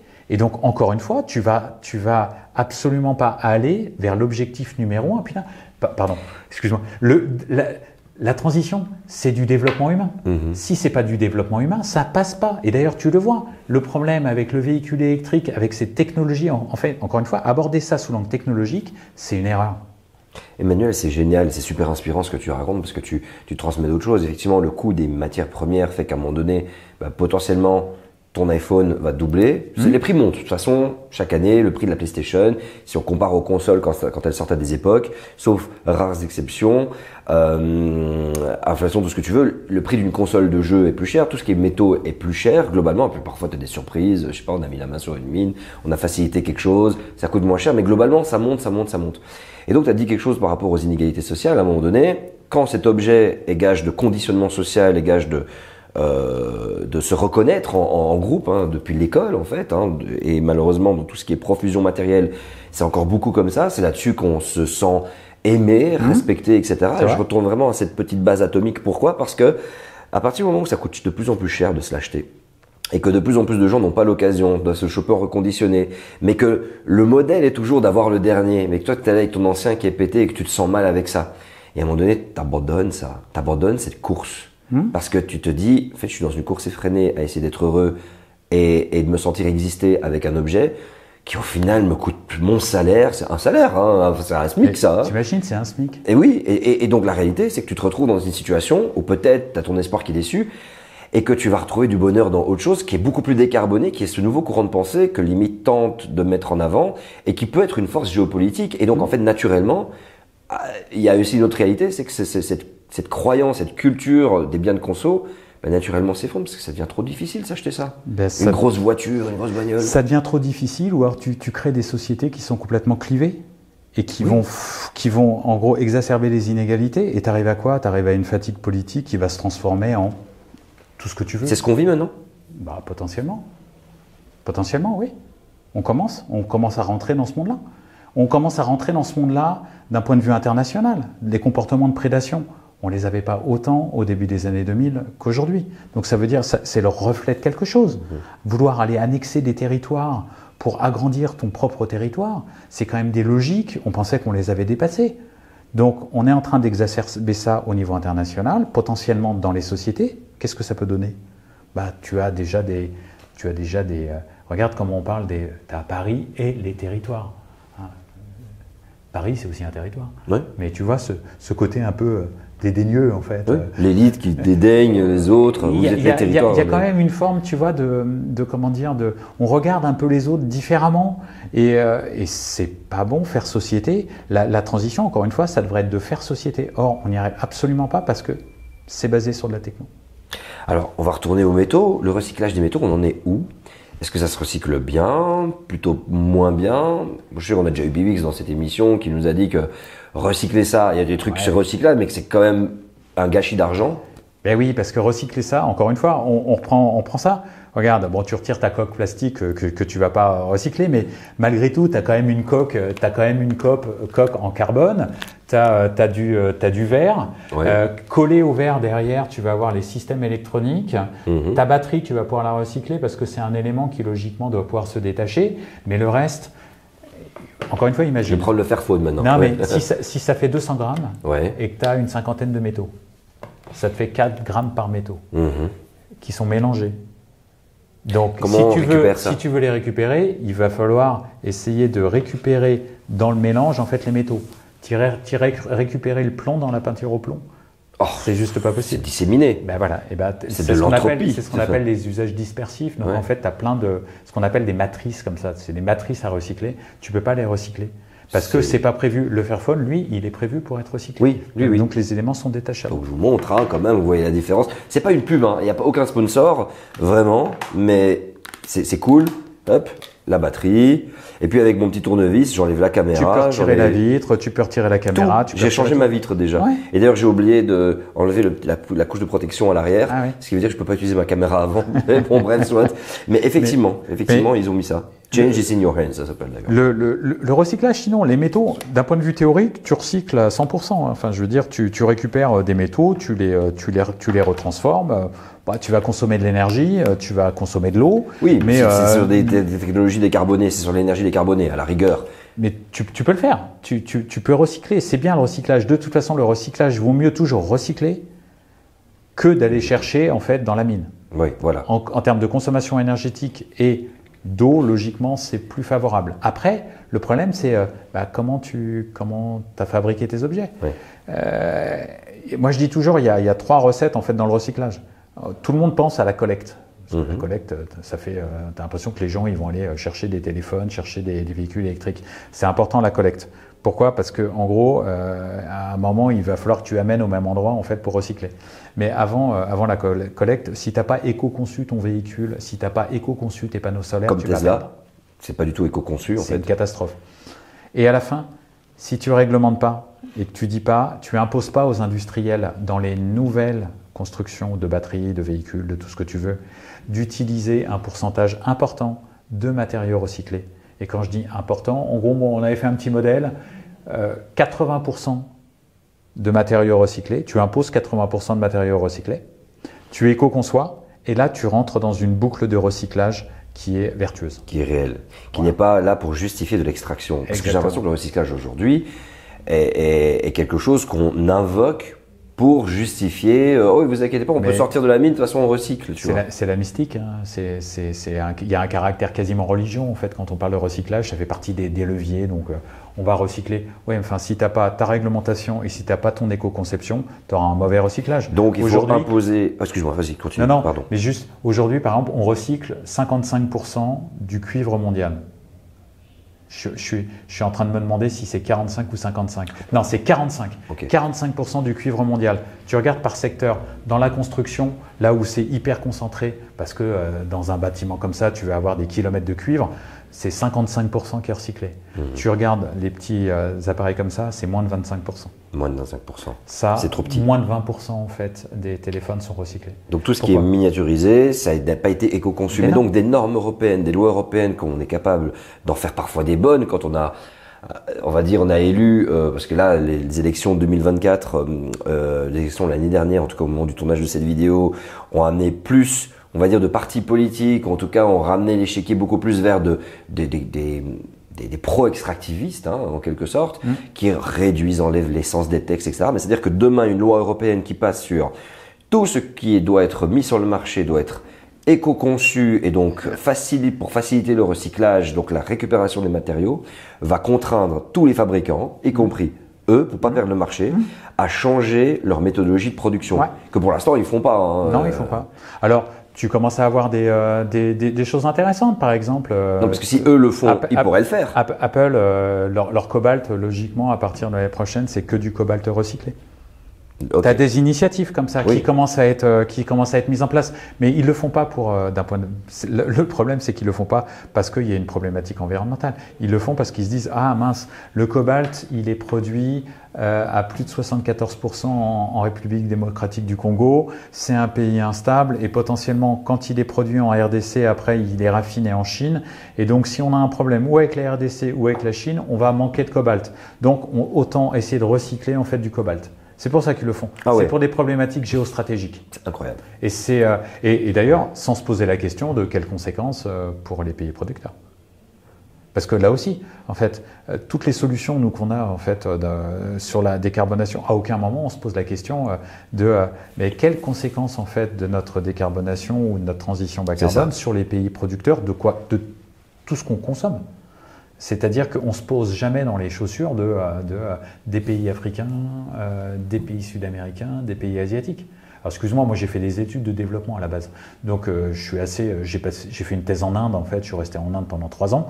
Tu vois, donc je suis assez sensible en fait à ces problématiques de développement. Et là aussi, il y a un vide, mais alors intersidéral, quand on parle de transition, on regarde que soi. On ne se pose pas la question des conséquences sur les autres pays. Et conséquences sociales, puisque bon, si le Nord Kivu est autant déstabilisé, c'est pour le coltan et les autres minerais, mines artisanales, parce que le Rwanda se l'accapare, le Congo n'a pas le contrôle, et puis dès que le Congo envoie l'armée fait défection parce que corruption, et c'est tellement complexe, c'est tellement compliqué, parce qu'on dit ouais c'est une guerre d'ethnie, non c'est plus du tout ça, c'est vraiment autre chose, mais effectivement ça ne le regarde pas, et ceci est directement lié, alors bon ils se débarrassent du problème visiblement en quelque sorte, quoique le Colombo Totalite, c'est à voir. Alors on a des talks qui parlent de ça, qui peuvent aller beaucoup plus en profondeur si ça vous intéresse. On vous mettra les liens en description justement sur la situation au Congo, Nord Kivu, pour mieux creuser la chose, etc. Mais maintenant, moi je me demande, par rapport à tous ces métaux qu'on sort de la terre, qu'on raffine, qu'on transforme, qu'on transporte, transporter les métaux sans pétrole, où est-ce qu'on en est dans la marine marchande? Est-ce que c'est quelque chose qui est en cours? Est-ce qu'on avons des bateaux électriques? Parce qu'on en a parlé tout à l'heure, tu as dit oui, il y a des potentiels avec voiliers, etc. Mais globalement, est-ce qu'on est capable ça représente 3 à 4%, je pense, des émissions. C'est 4% des émissions. Ça se décarbone lentement. C'est ça, c'est des bateaux dont il faut changer absolument tout le système. Mais là, faire des bateaux nucléaires. Mais non, mais tu as le même problème qu'un système énergétique. Tu as de l'inertie. Pourquoi? Parce que, en gros, quand je parle d'inertie, c'est que dans le système énergétique, quand tu investis dans une centrale, tu investis pour 50 ans. Tu as investi dans un bateau, tu as investi pour 30 ans ou pour 40 ans. Et donc, bien évidemment, en fait, ça colle pas. Les échéances. On ne peut pas rembourser les actionnaires. Mais les échéances climatiques ne sont pas des échéances. Le problème, c'est que les échéances climatiques, c'est ce qu'on appelle la tragédie des horizons. Tu as un horizon pour le gars qui a investi et tu as un horizon pour toi parce que tu considères qu'il faut décarboner. Mais c'est plus important de décarboner, c'est la civilisation humaine que la fin du mois, que la rente. Je suis complètement d'accord avec toi. Le problème, c'est que, en gros, on va décarboner parce qu'il y a de la réglementation. C'est la réglementation qui les fait bouger. Hein. La transition, si tu n'as pas de réglementation, on n'impose pas une neutralité carbone en 2050, mais il n'y a personne qui veut faire de la neutralité carbone. Tout le monde préfère continuer. Si je regarde une vision très pessimiste de la chose, non, faut être et on optimiste. aura bien sûr, on aura du positif. Vous inquiétez pas, limite, je vous dis, on a besoin de vous pour se transformer. Rejoignez le Discord, le lien est en commentaire, et filez-nous des coups de main sur Tipeee parce que on va bientôt aller voir les initiatives de ce nouveau monde. Parce que tout ce dont on parle, il y a des initiatives qui existent, il y a des choses qui émergent, et on a besoin de les montrer. Donc vous inquiétez pas, on va le faire. C'est la transformation limite. Ça va arriver. Laissez-nous le temps. Ça se trouve, pendant que notre talk sort, ce sera déjà en cours. Même mathématiquement, par rapport à non, ce sera pas encore le cas. Mais soit, on vous tisse sur l'avenir. Je vais prendre l'aspect humain. Quand je regarde rétrospectivement, l'humain s'est retrouvé face à des contraintes environnementales et s'est dit je dois remplacer quelque chose. Moi, j'ai toujours été choqué de savoir que on a décimé une bonne partie des baleines pendant une époque pour la révolution industrielle, pour avoir de l'huile, pour des bougies certes, mais en tout cas avoir de l'huile de baleine pour graisser nos machines qui tournaient, qui produisaient des chaises, des tables et tout ce que vous voulez. Ce qui est quand même assez incroyable. Donc on s'est toujours dit au moment où on est face à une contrainte et surtout dans un monde où on se considère en nation, donc en groupe extérieur, qu'on ostracise et groupe chez nous qu'on valorise et sur lesquels on est capable de faire preuve d'empathie. Oh, un Américain, un Européen qui meurt, oh non, c'est horrible. Un Belge qui meurt, c'est encore plus horrible. Un Français, c'est encore plus horrible. Ah, le pauvre noir du Nord-Kivu qui est mort dans un effondrement d'une mine pour nos besoins à nous. Ah ouais, ils avaient pas qu'à aller bosser. Tu vois, on le pense même pas. On le pense même pas. Mort au kilomètre, mais c'est parce que globalement, on a toujours ce vieux réflexe de c'est d'autres groupes que nous. À partir du moment où on s'identifie comme un groupe. Et donc, moi, je me dis, on est quand même dans un monde où on cherche toujours à être le plus puissant, le plus puissant. Alors, on en a parlé, oui, il y a ce mur des limites. Quoi qu'il arrive, que tous les pays vont se ramasser et que l'Europe se ramasse en premier. Cool. Et que d'autres pays, comme pour moi l'Afrique, se ramassent par non-capacité de raffinage, de transformation de ce qu'ils ont dans leur sous-sol. D'énergie. D'énergie, Point barre. Tout simplement. Exactement. En Afrique subsaharienne, c'est pas compliqué, tu as un problème d'énergie. Voilà, qui empêche, et l'énergie, c'est la puissance. Ouais. Mais donc, du coup, je me dis, dans ce schéma géopolitique mondial, qui est vraiment une fuite en avant, de ouais, mais il faut pas les laisser devenir meilleurs que nous, on a un peu parlé vite fait en début d'émission, de ces fameux fonds marins. C'est lancé, là, il y a quelque chose qui va s'opérer à l'échelle mondiale dans cette course effrénée. Et moi, j'ai même peur de ça, parce que la Norvège a quand même, qui n'est pas dans l'Union européenne, qui a quand même pas mal exploré. Je crois que c'est le pays leader en matière d'exploration. On a réussi à bloquer l'exploitation. Ils se sont demandé des permis d'exploration. Voilà, mais moi, je me dis toujours, l'humanité, c'est là que je reviens à cette longue question. L'humanité, quand elle a été explorée, elle a pété les Indiens. Quand elle a été explorée, elle a ramassé tout le monde et les a envoyés de l'autre côté de l'humanité parce qu'on avait éradiqué les Indiens, les Amazoniens, tout ce que tu veux, bref, pour la main-d'œuvre. Quand l'humanité a été explorée, à un moment donné, en ayant la puissance et l'énergie qui lui permettait de le faire, elle s'est accaparée les ressources. Ouais. J'ai vraiment peur pour les fonds marins. Alors, je voudrais votre avis. Est-ce qu'on va y aller ou on va pas y aller? Moi, je partage ta peur. Parce qu'il y a peut-être une limite. Parce qu'en plus, moi, j'habite en Bretagne, tu vois. Donc, la mer, on n'y touche pas. C'est un commun. C'est un commun de l'humanité. C'est peut-être le seul endroit que l'on n'a pas touché encore. Big up à Claire Nouvion. Donc, si tu veux, pour moi, c'est intolérable en fait ce qui se passe. Après, j'ai envie de te donner de l'espoir. Des permis d'exploration, on en a une trentaine au niveau mondial. La plupart, c'est des permis d'exploration pour de la recherche. Donc, c'est important de le dire parce que recherche scientifique, si tu regardes, la France a des permis d'exploration, mais c'est uniquement pour l'IFREMER, pour la recherche scientifique. Et pourquoi on a des permis d'exploration? Parce qu'en gros, on considère qu'on connaît entre 15 et 25% des fonds marins. C'est un monde totalement inconnu. On connaît mieux la Lune et même l'univers. Exactement, on connaît mieux la Lune que les fonds marins. Donc, si tu veux avoir des permis d'exploration, c'est... En soi, tu pourrais te dire, j'essaie de rester optimiste en fait. Merci, j'essaie d'avoir un discours le plus strict possible par rapport aux faits. Donc ça me fait pas peur. Après, il y a deux problèmes. En fait, il y a une autorité internationale des fonds marins qui s'appelle l'AIFM, Autorité internationale des fonds marins, qui doit gérer en fait cette question de l'exploration et de l'exploitation. Et logiquement, l'AIFM aurait dû produire ce qu'on appelle un code minier pour pouvoir exploiter. Or, à l'intérieur de l'AIFM, tu as des groupes de pays, tu as les pour, tu as les contre. Qui est pour, qui est contre? Les pour, tu vas retrouver la Russie, tu vas retrouver la Chine, tu vas retrouver potentiellement les États-Unis, ils ne sont pas à l'AIFM. Et tu vas voir, c'est là où c'est un problème. Ils sont en dehors de la juridiction. Tu as quelques pays, Nauru par exemple. Oui. qui veut se lancer dans son 2.0, son Make Neuro Great Again. Est allé contre. En gros, la majeure partie des pays européens, excepté l'Italie, où la position de l'Italie est un peu ambiguë, avec un non franc et massif, c'est la France, interdiction. Bon. Après, le problème, c'est quoi? C'est qu'en gros, ce qui s'est passé il y a 15 jours, c'est qu'il y a une boîte canadienne qui s'appelle TMC, The Metals Company. TMC, c'est connu parce que c'est celle qui a potentiellement déjà fait un deal avec Nauru, justement. Et TMC trouve que, en gros, ça ne va pas assez vite, la IFM, de faire les permis d'exploitation. Donc, qu'est-ce qu'ils ont fait? Ils se sont appuyés sur le droit américain en disant on va demander des permis d'exploitation via le droit minier américain. Or, le droit minier américain, c'est pas compliqué. Sur le sol américain, c'est t'es propriétaire du sol, t'es propriétaire du sous-sol, donc il n'y a pas de concession. Et donc, s'il n'y a pas de concession, en fait, tu fais ce que tu veux. Et la zone qu'ils ont envie de miner, c'est ce qu'on appelle, en fait, dans le langage de ceux qui travaillent sur le sujet, ça s'appelle la zone. La mer, c'est pas compliqué. Tu as les ZEE de chaque pays, c'est-à-dire les zones économiques exclusives. Et en dehors des ZEE, ça s'appelle la zone. Et la zone, c'est un territoire, potentiellement, c'est le commun de l'humanité.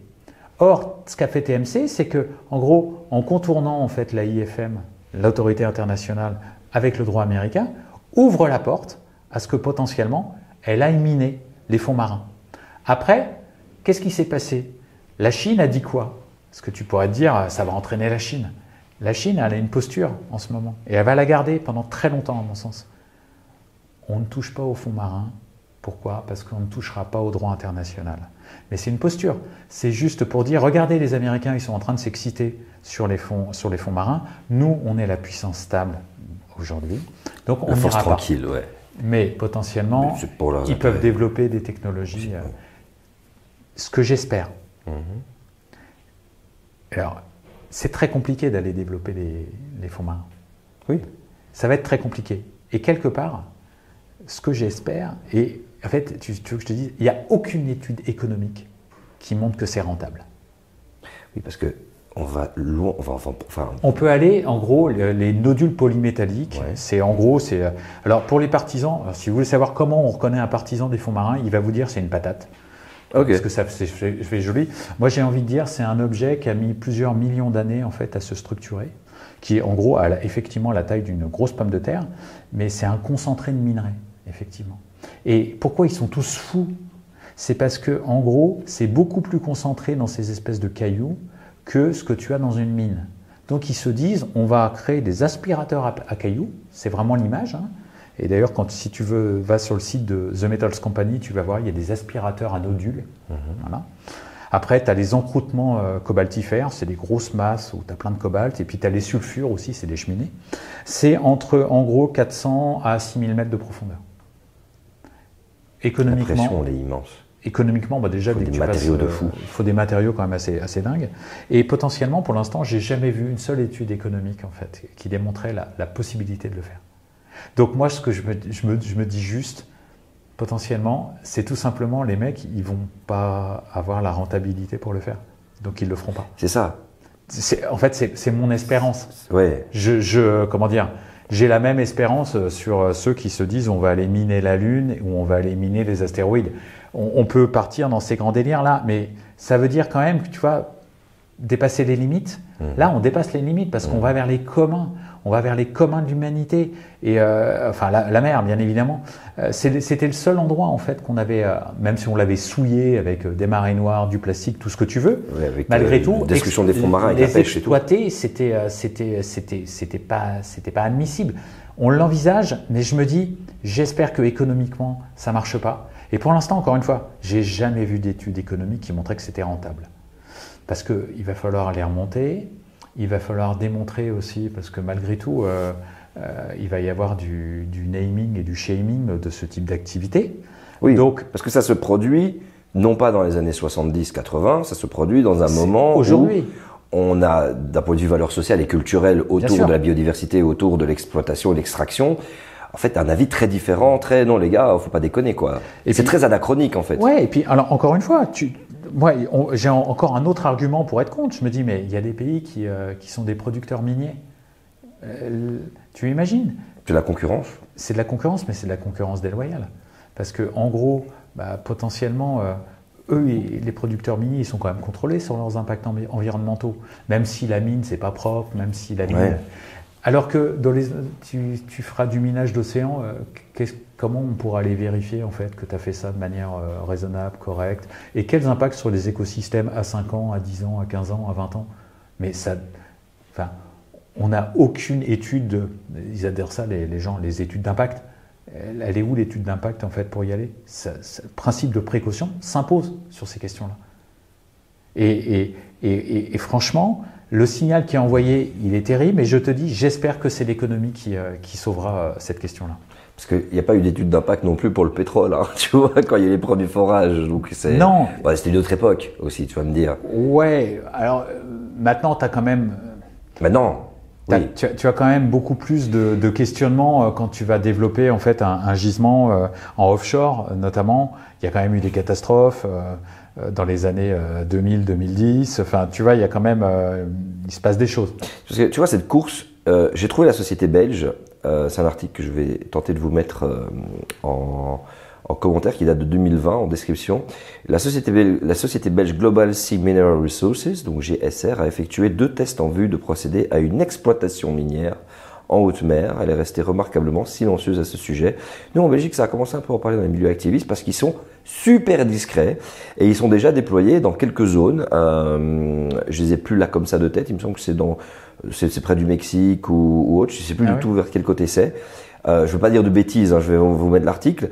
Mais moi, ça me fait un peu peur quand des sociétés sont déjà prêtes et puis honnêtement, tu sais, j'ai peur que le coût d'accélération au-delà de la non-rentabilité, c'est que ce soit une question de survie civilisationnelle et que ce soit des investissements potentiellement non rentables ou pas en suffisance, mais qu'on se dise, les gars, il faut les chercher parce qu'on ne laissera pas la Chine devenir le leader là, à ce niveau-là et qu'on y aille. Parce que tout un pan des conversations qu'on a eues, là, c'est bien, on était très concret sur ce que ça représente, comment est-ce qu'on retire, mais il y a tout l'aspect de biodiversité qu'on n'a pas abordé. Et de destruction du vivant. Exploiter les fonds miniers, c'est émetteur en gaz à effet de serre potentiel, hein, puisque s'il faut tout ratisser, on casse du carbone qui est piégé là depuis super longtemps. Tout ce qui est mines de cobalt, de coltan, toutes les mines qu'on pourrait faire à l'échelle mondiale, les nouvelles mines qu'on pourrait ouvrir, tu avais dit un truc important, c'est quoi? Par jour, j'ai combien de kilos encore de minerais? 3,6 kilos de minerais par jour. 3,6 kilos. Et c'est combien de tonnes de kilos de roches qui sont extraits juste pour ça? Ce qu'il faut... Tu prends par exemple le cuivre, on parle de concentration quand on parle de mine. Ouais. C'est-à-dire qu'aujourd'hui, le premier producteur mondial de cuivre, c'est le Chili. La concentration du cuivre dans les mines, c'est 0,64%. Ça veut dire que tu vas chercher une tonne de minerai, tu vas récupérer 6,4 kg de cuivre. Donc pose-toi la question, qu'est-ce que tu fais des 994,4 kg qui restent? Mais qu'est-ce qu'on en fait, justement? Eh ben, tu sais, la mine, c'est très Shadok. Hein. Tu fais un trou, tu vas reboucher un autre. On fait une montagne. Alors, tu peux reboucher, tu peux faire des montagnes. Les terrils, c'est quoi? C'est des résidus miniers. Ou tu peux faire des routes, des murs. Tu vas réutiliser ça. Le problème, c'est que la majeure partie du temps, c'est à l'air libre. Or, potentiellement, des fois, il pleut. Et si ça pleut, qu'est-ce qui se passe? Tu vas oxyder en fait la roche. La roche, elle contient potentiellement des métaux lourds. Ces métaux lourds, potentiellement, ils vont raviner et ils vont aller dans les nappes phréatiques. C'est pour les populations locales qui s'abreuvent et tout ça. Exactement. Mais donc, la mine peut être potentiellement, si on est dans cette course effrénée et qu'on se dit, les gars, on va sortir de terre comme des Shadok, avoir un impact humain sur la biodiversité, c'est des forêts qu'on coupe aussi pour pouvoir... l'Amazonie en est un exemple. La mine, de toute façon, quand tu crées une mine, tu artificialises. C'est-à-dire qu'il va falloir qu'une mine, c'est pas qu'un trou, en fait. C'est une ville. C'est des habitations, il faut nourrir, il faut que les gens, il faut qu'il y ait des sanitaires. Tu as des grandes mines ce sont des villes de 10 000, des fois il y a 10 000 employés dans les mines. Dans les grandes mines en fait en Amérique du Sud, on est sur 10 000 employés, tu as des banques, tu as des écoles, tu as une vie. Donc tu as des déchets, c'est une ville. Et donc, en gros, le trou de la mine, c'est pas juste les 2 km² du trou, c'est potentiellement 10 km, voire 20 km² en fait, qui vont être artificialisés.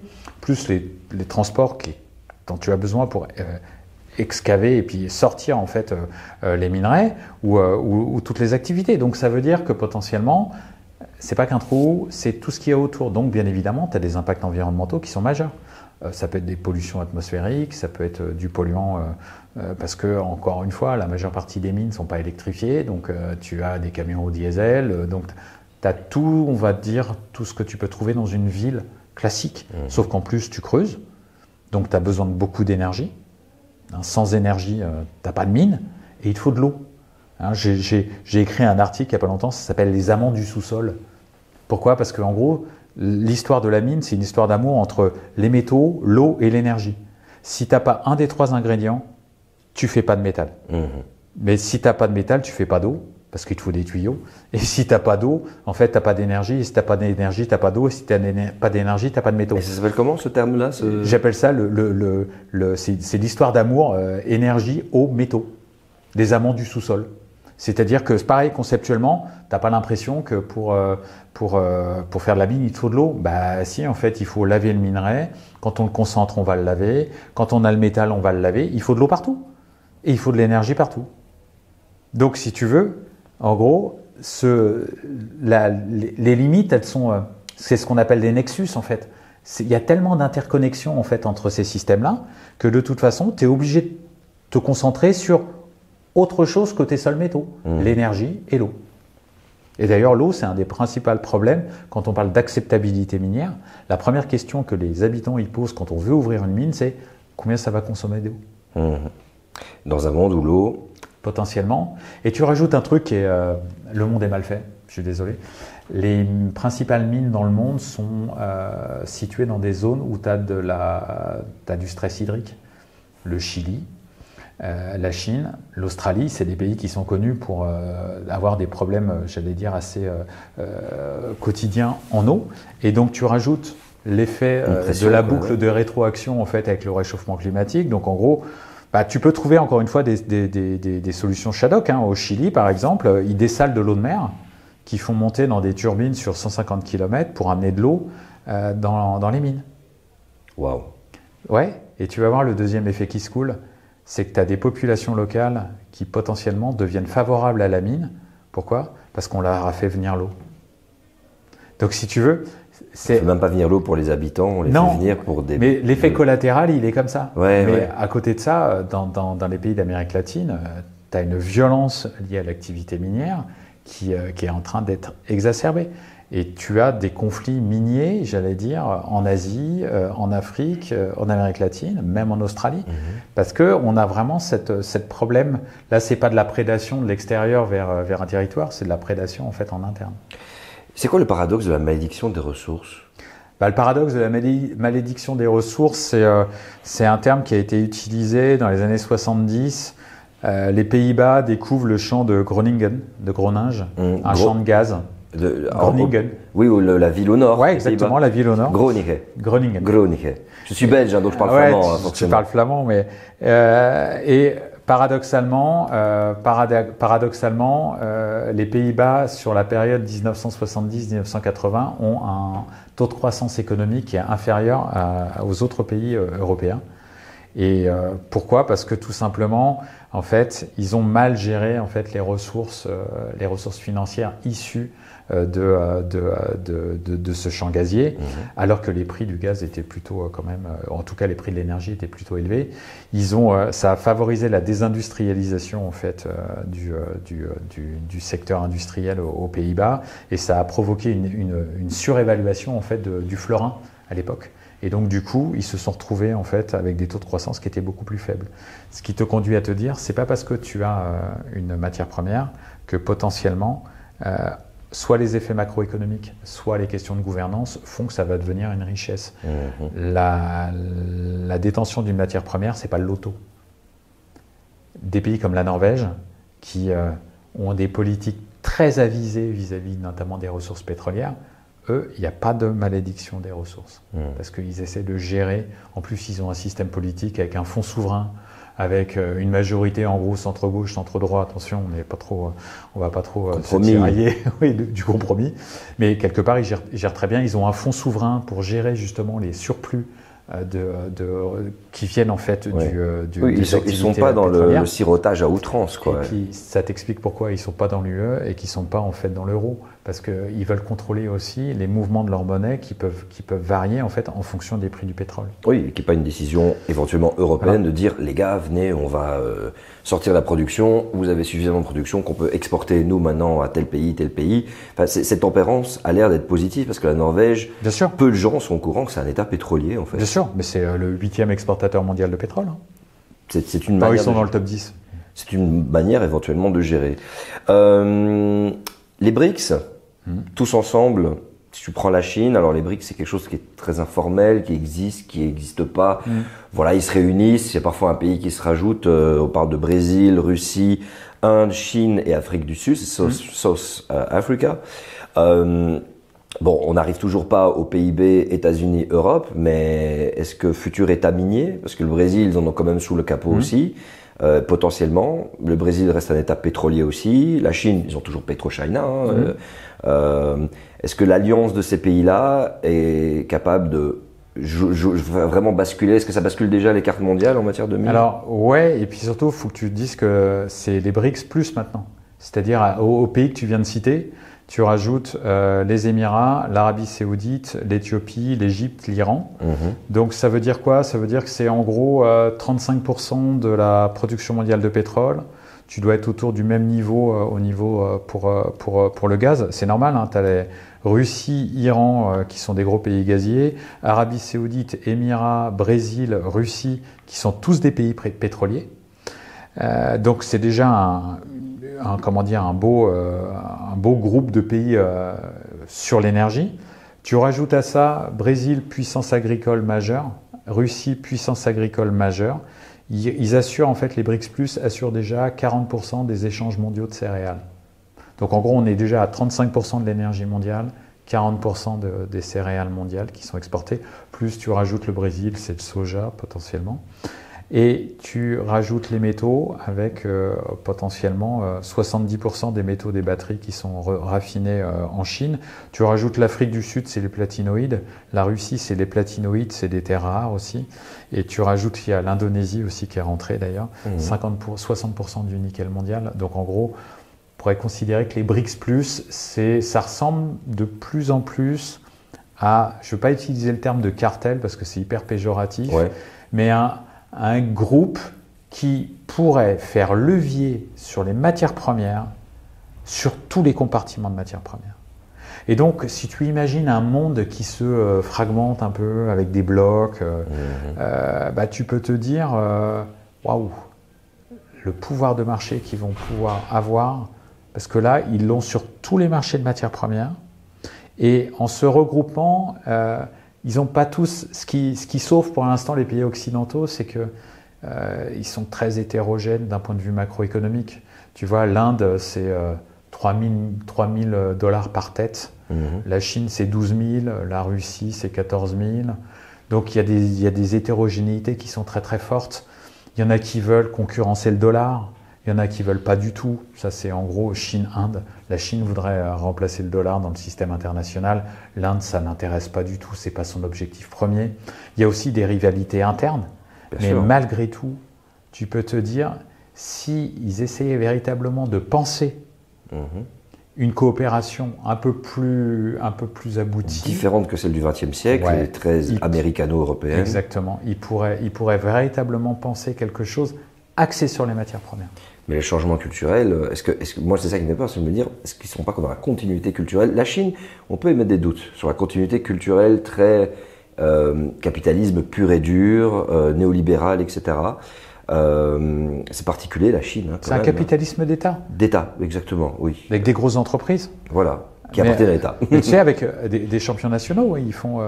Moi, je dis toujours, en France, on a construit EDF, GDF.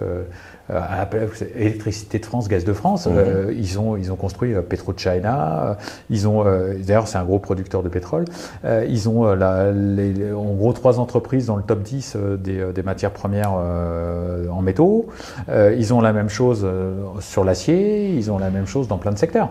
Donc quelque part, ils ont construit aussi un empire avec des champions nationaux, avec une culture qui est absolument pas celle de la concurrence. À l'international, oui, sur le territoire, non, mais surtout que ces compagnies sont potentiellement des bras armés de la diplomatie. Donc c'est quelque chose de très particulier, la Chine. Après, est-ce que la Chine, elle répète pas en fait est-ce que c'est pas exactement ce qu'ont fait certains pays coloniaux dans les années 50, enfin 1850 hein, oui. Potentiellement, quand tu regardes le piège de la dette, ce qu'elle provoque dans certains pays d'Asie, le Sri Lanka, la dépendance du Pakistan à la Chine, la dépendance de certains pays comme l'Éthiopie à la Chine, est-ce qu'on n'est pas un peu dans le même type d'exemple? Je sais pas. Après, il y a un narratif qui est autre, puis il commence à y avoir un discours des pays africains quand même pour essayer de sortir justement de la dépendance. Ouais. Donc, de l'autodétermination qui est très complexe. C'est complexe, hein. Très complexe. Pour moi, l'Afrique est très mal embarquée parce qu'elle n'a pas la capacité de transformer les richesses qu'il y a dans son sous-sol. Enfin, c'est pas des richesses, c'est rien. Ils peuvent rien en faire. Mais en fait, tout part de raffinerie. Tout part de l'énergie. Tout part de l'énergie. Tu regardes juste l'énergie par tête, en fait. Ouais. Et tu regardes la part de l'Afrique, en fait, dans l'énergie. C'est important. Moi, c'est quelques gens qui nous regardent quand même d'Afrique subsaharienne, notamment le Sénégal et le Congo. On le voit dans les stats. Hein, d'ailleurs, merci à vous d'être là. Surtout, sans doute par quelques sujets qu'on a pu aborder sur cette chaîne. Mais par quelle voie de sortie, qu'est-ce qu'ils peuvent espérer? Est-ce que de juste devoir collaborer avec une puissance, avec une autre puissance, comme malheureusement l'Afrique a toujours dû faire, hein. Je négocie avec Staline, je vais négocier avec les Américains. Est-ce qu'ils n'ont pas la puissance, donc quoi qu'il arrive, ils sont contraints. Mais il y a des talents partout en Afrique. Oui. Et donc ça veut dire c'est du développement local. Ça doit partir en fait du bas. Faut absolument pas que ça soit adossé à une puissance. Et l'Afrique. Moi, quand j'entends des gens dire il faut décarboner l'Afrique, mais non, il faut que l'Afrique utilise le stock carbone qui est nécessaire pour. Évidemment, il n'y a pas de débat sur la question de l'utilisation du charbon en Afrique. En tout cas, il ne devrait pas y en avoir. Tous les pays ont commencé comme ça. Et tu veux qu'ils fassent de l'industrie avec quoi? Avec 3 panneaux solaires? Non. Donc il faut. Je crois qu'il y a un peu une croyance, si je peux me permettre, excuse-moi t'attendre, mais il y a un peu une croyance que toutes les voitures qu'on exporte là-bas, la population explosive de l'Afrique crée un schéma de croyance de se dire mais l'Afrique est un gros pollueur, alors que non, ça vaut peanuts, on est bien d'accord. C'est rien du tout en termes d'émissions de gaz à effet de serre. Et je te dis en termes de consommation énergétique, je voudrais pas dire une connerie, mais j'ai l'impression que c'est 40 hexajoules sur les 600 mondiales. Donc ça fait pas beaucoup, hein. Ça fait vraiment pas beaucoup. C'est à vérifier, hein. Je suis désolé, je vois mon graphique, c'est ma mémoire photographique et je voudrais pas qu'elle me joue des tours. Mais en gros, c'est très faible. C'est le continent, en fait, par tête. Et c'est pas compliqué. L'Afrique du Sud doit représenter 50% en fait de l'énergie. Déjà, l'Afrique du Sud. L'Afrique du Sud, c'est 50% de la consommation, de la production énergétique subsaharienne. Donc, un pays qui fait la production. La moitié déjà de tous les autres pays, Tanzanie, Congo. Il y a 54 pays en Afrique subsaharienne. Oui. Hein, donc, il y a un problème d'énergie de toute façon à la base. Après, il y a un problème aussi de brain drain. Hein. Je pense qu'il y a aussi pas mal de départs. Le départ des cerveaux, effectivement. C'est un vrai problème. Donc après, c'est comment tu développes pas ça? Mais c'est pas compliqué. On sait tous développer en faisant de l'énergie, des infrastructures pour le transport, pour la transformation sur le territoire. Je reviens au sujet des métaux. Pourquoi la RDC, République démocratique du Congo, 74% de la production de minerais de cobalt, 3% du raffinage. Voilà. Je pense que tout est dit. Tout est dit. C'est-à-dire que, en gros, et pourtant la Chine est là, hein, mais la Chine, elle est là pas pour développer, en fait, elle préfère que ça soit raffiné son développement, sur son territoire. Après, tu as des grosses entreprises type Glencore qui sont là aussi. Là, on sent qu'il y a un mouvement dans les pays producteurs. Tu l'as en Indonésie. C'est-à-dire, les pays producteurs sont en train de dire tu veux venir développer des minerais sur mon territoire, ok, mais tu les raffines sur mon territoire. L'Indonésie commence à le faire, la RDC commence à se poser la question de faire des embargos sur les exportations de minerais en disant si vous investissez pas, vous n'aurez pas mes minerais. C'est ça qu'il faut faire. Il faut le rapport de force. Et là, faut vraiment que les pays africains ils en profitent parce que potentiellement, ça devrait être eux les gagnants de la transition bas carbone. Normalement. Il ne faut pas que ça soit juste des pailles à minerais. Il faut qu'ils en profitent pour dire venez investir sur mon territoire. Pour développer la société et l'industrie. Et donc on développe aussi des compétences et après on a ces effets d'entraînement. Waouh! Emmanuel, je pourrais faire, j'ai l'impression, une partie 2, une partie 3 avec toi, tellement c'est riche et complet. Maintenant, on va essayer de ramener toute cette géopolitique, toute cette compréhension. Merci, c'était très systémique et j'espère que ça vous a enrichi, vous de l'autre côté de la caméra ou alors du micro pour ceux qui nous écoutent en podcast. Mais maintenant, tu as Monsieur dans tout le monde, la personne qui vient d'écouter ce podcast, qui se dit « Waouh, j'ai plongé dans la compréhension du monde ». Mais qu'est-ce qu'ils font à leur petite échelle par rapport justement à ta thématique, que sont les métaux?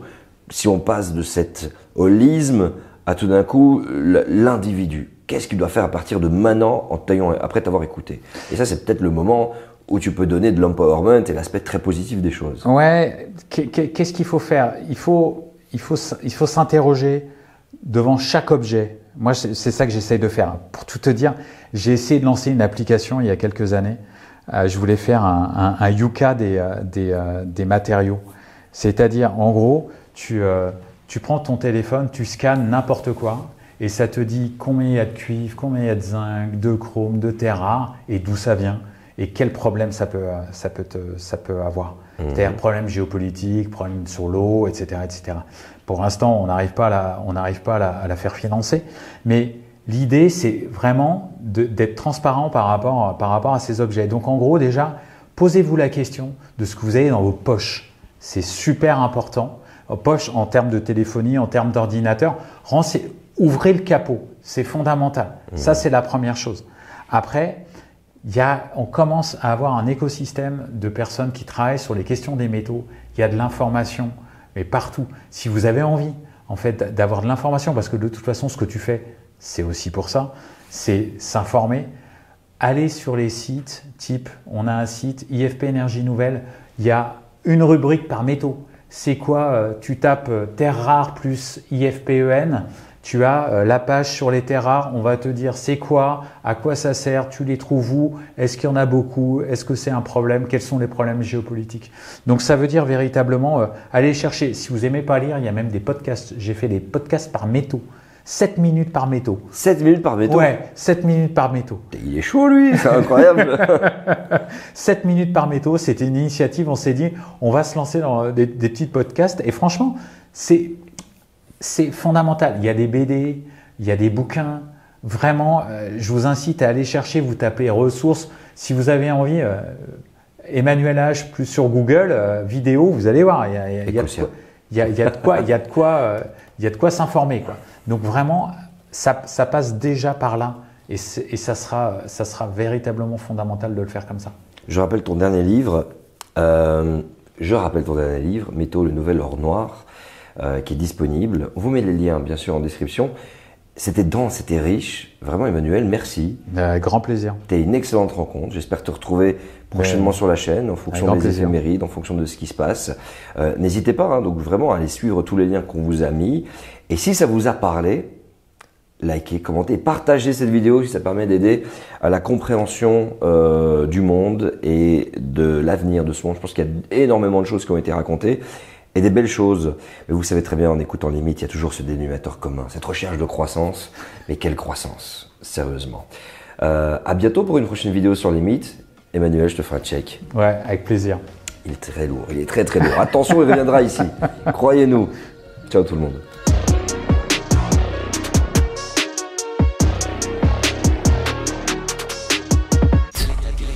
Quelle est ta définition du réel ?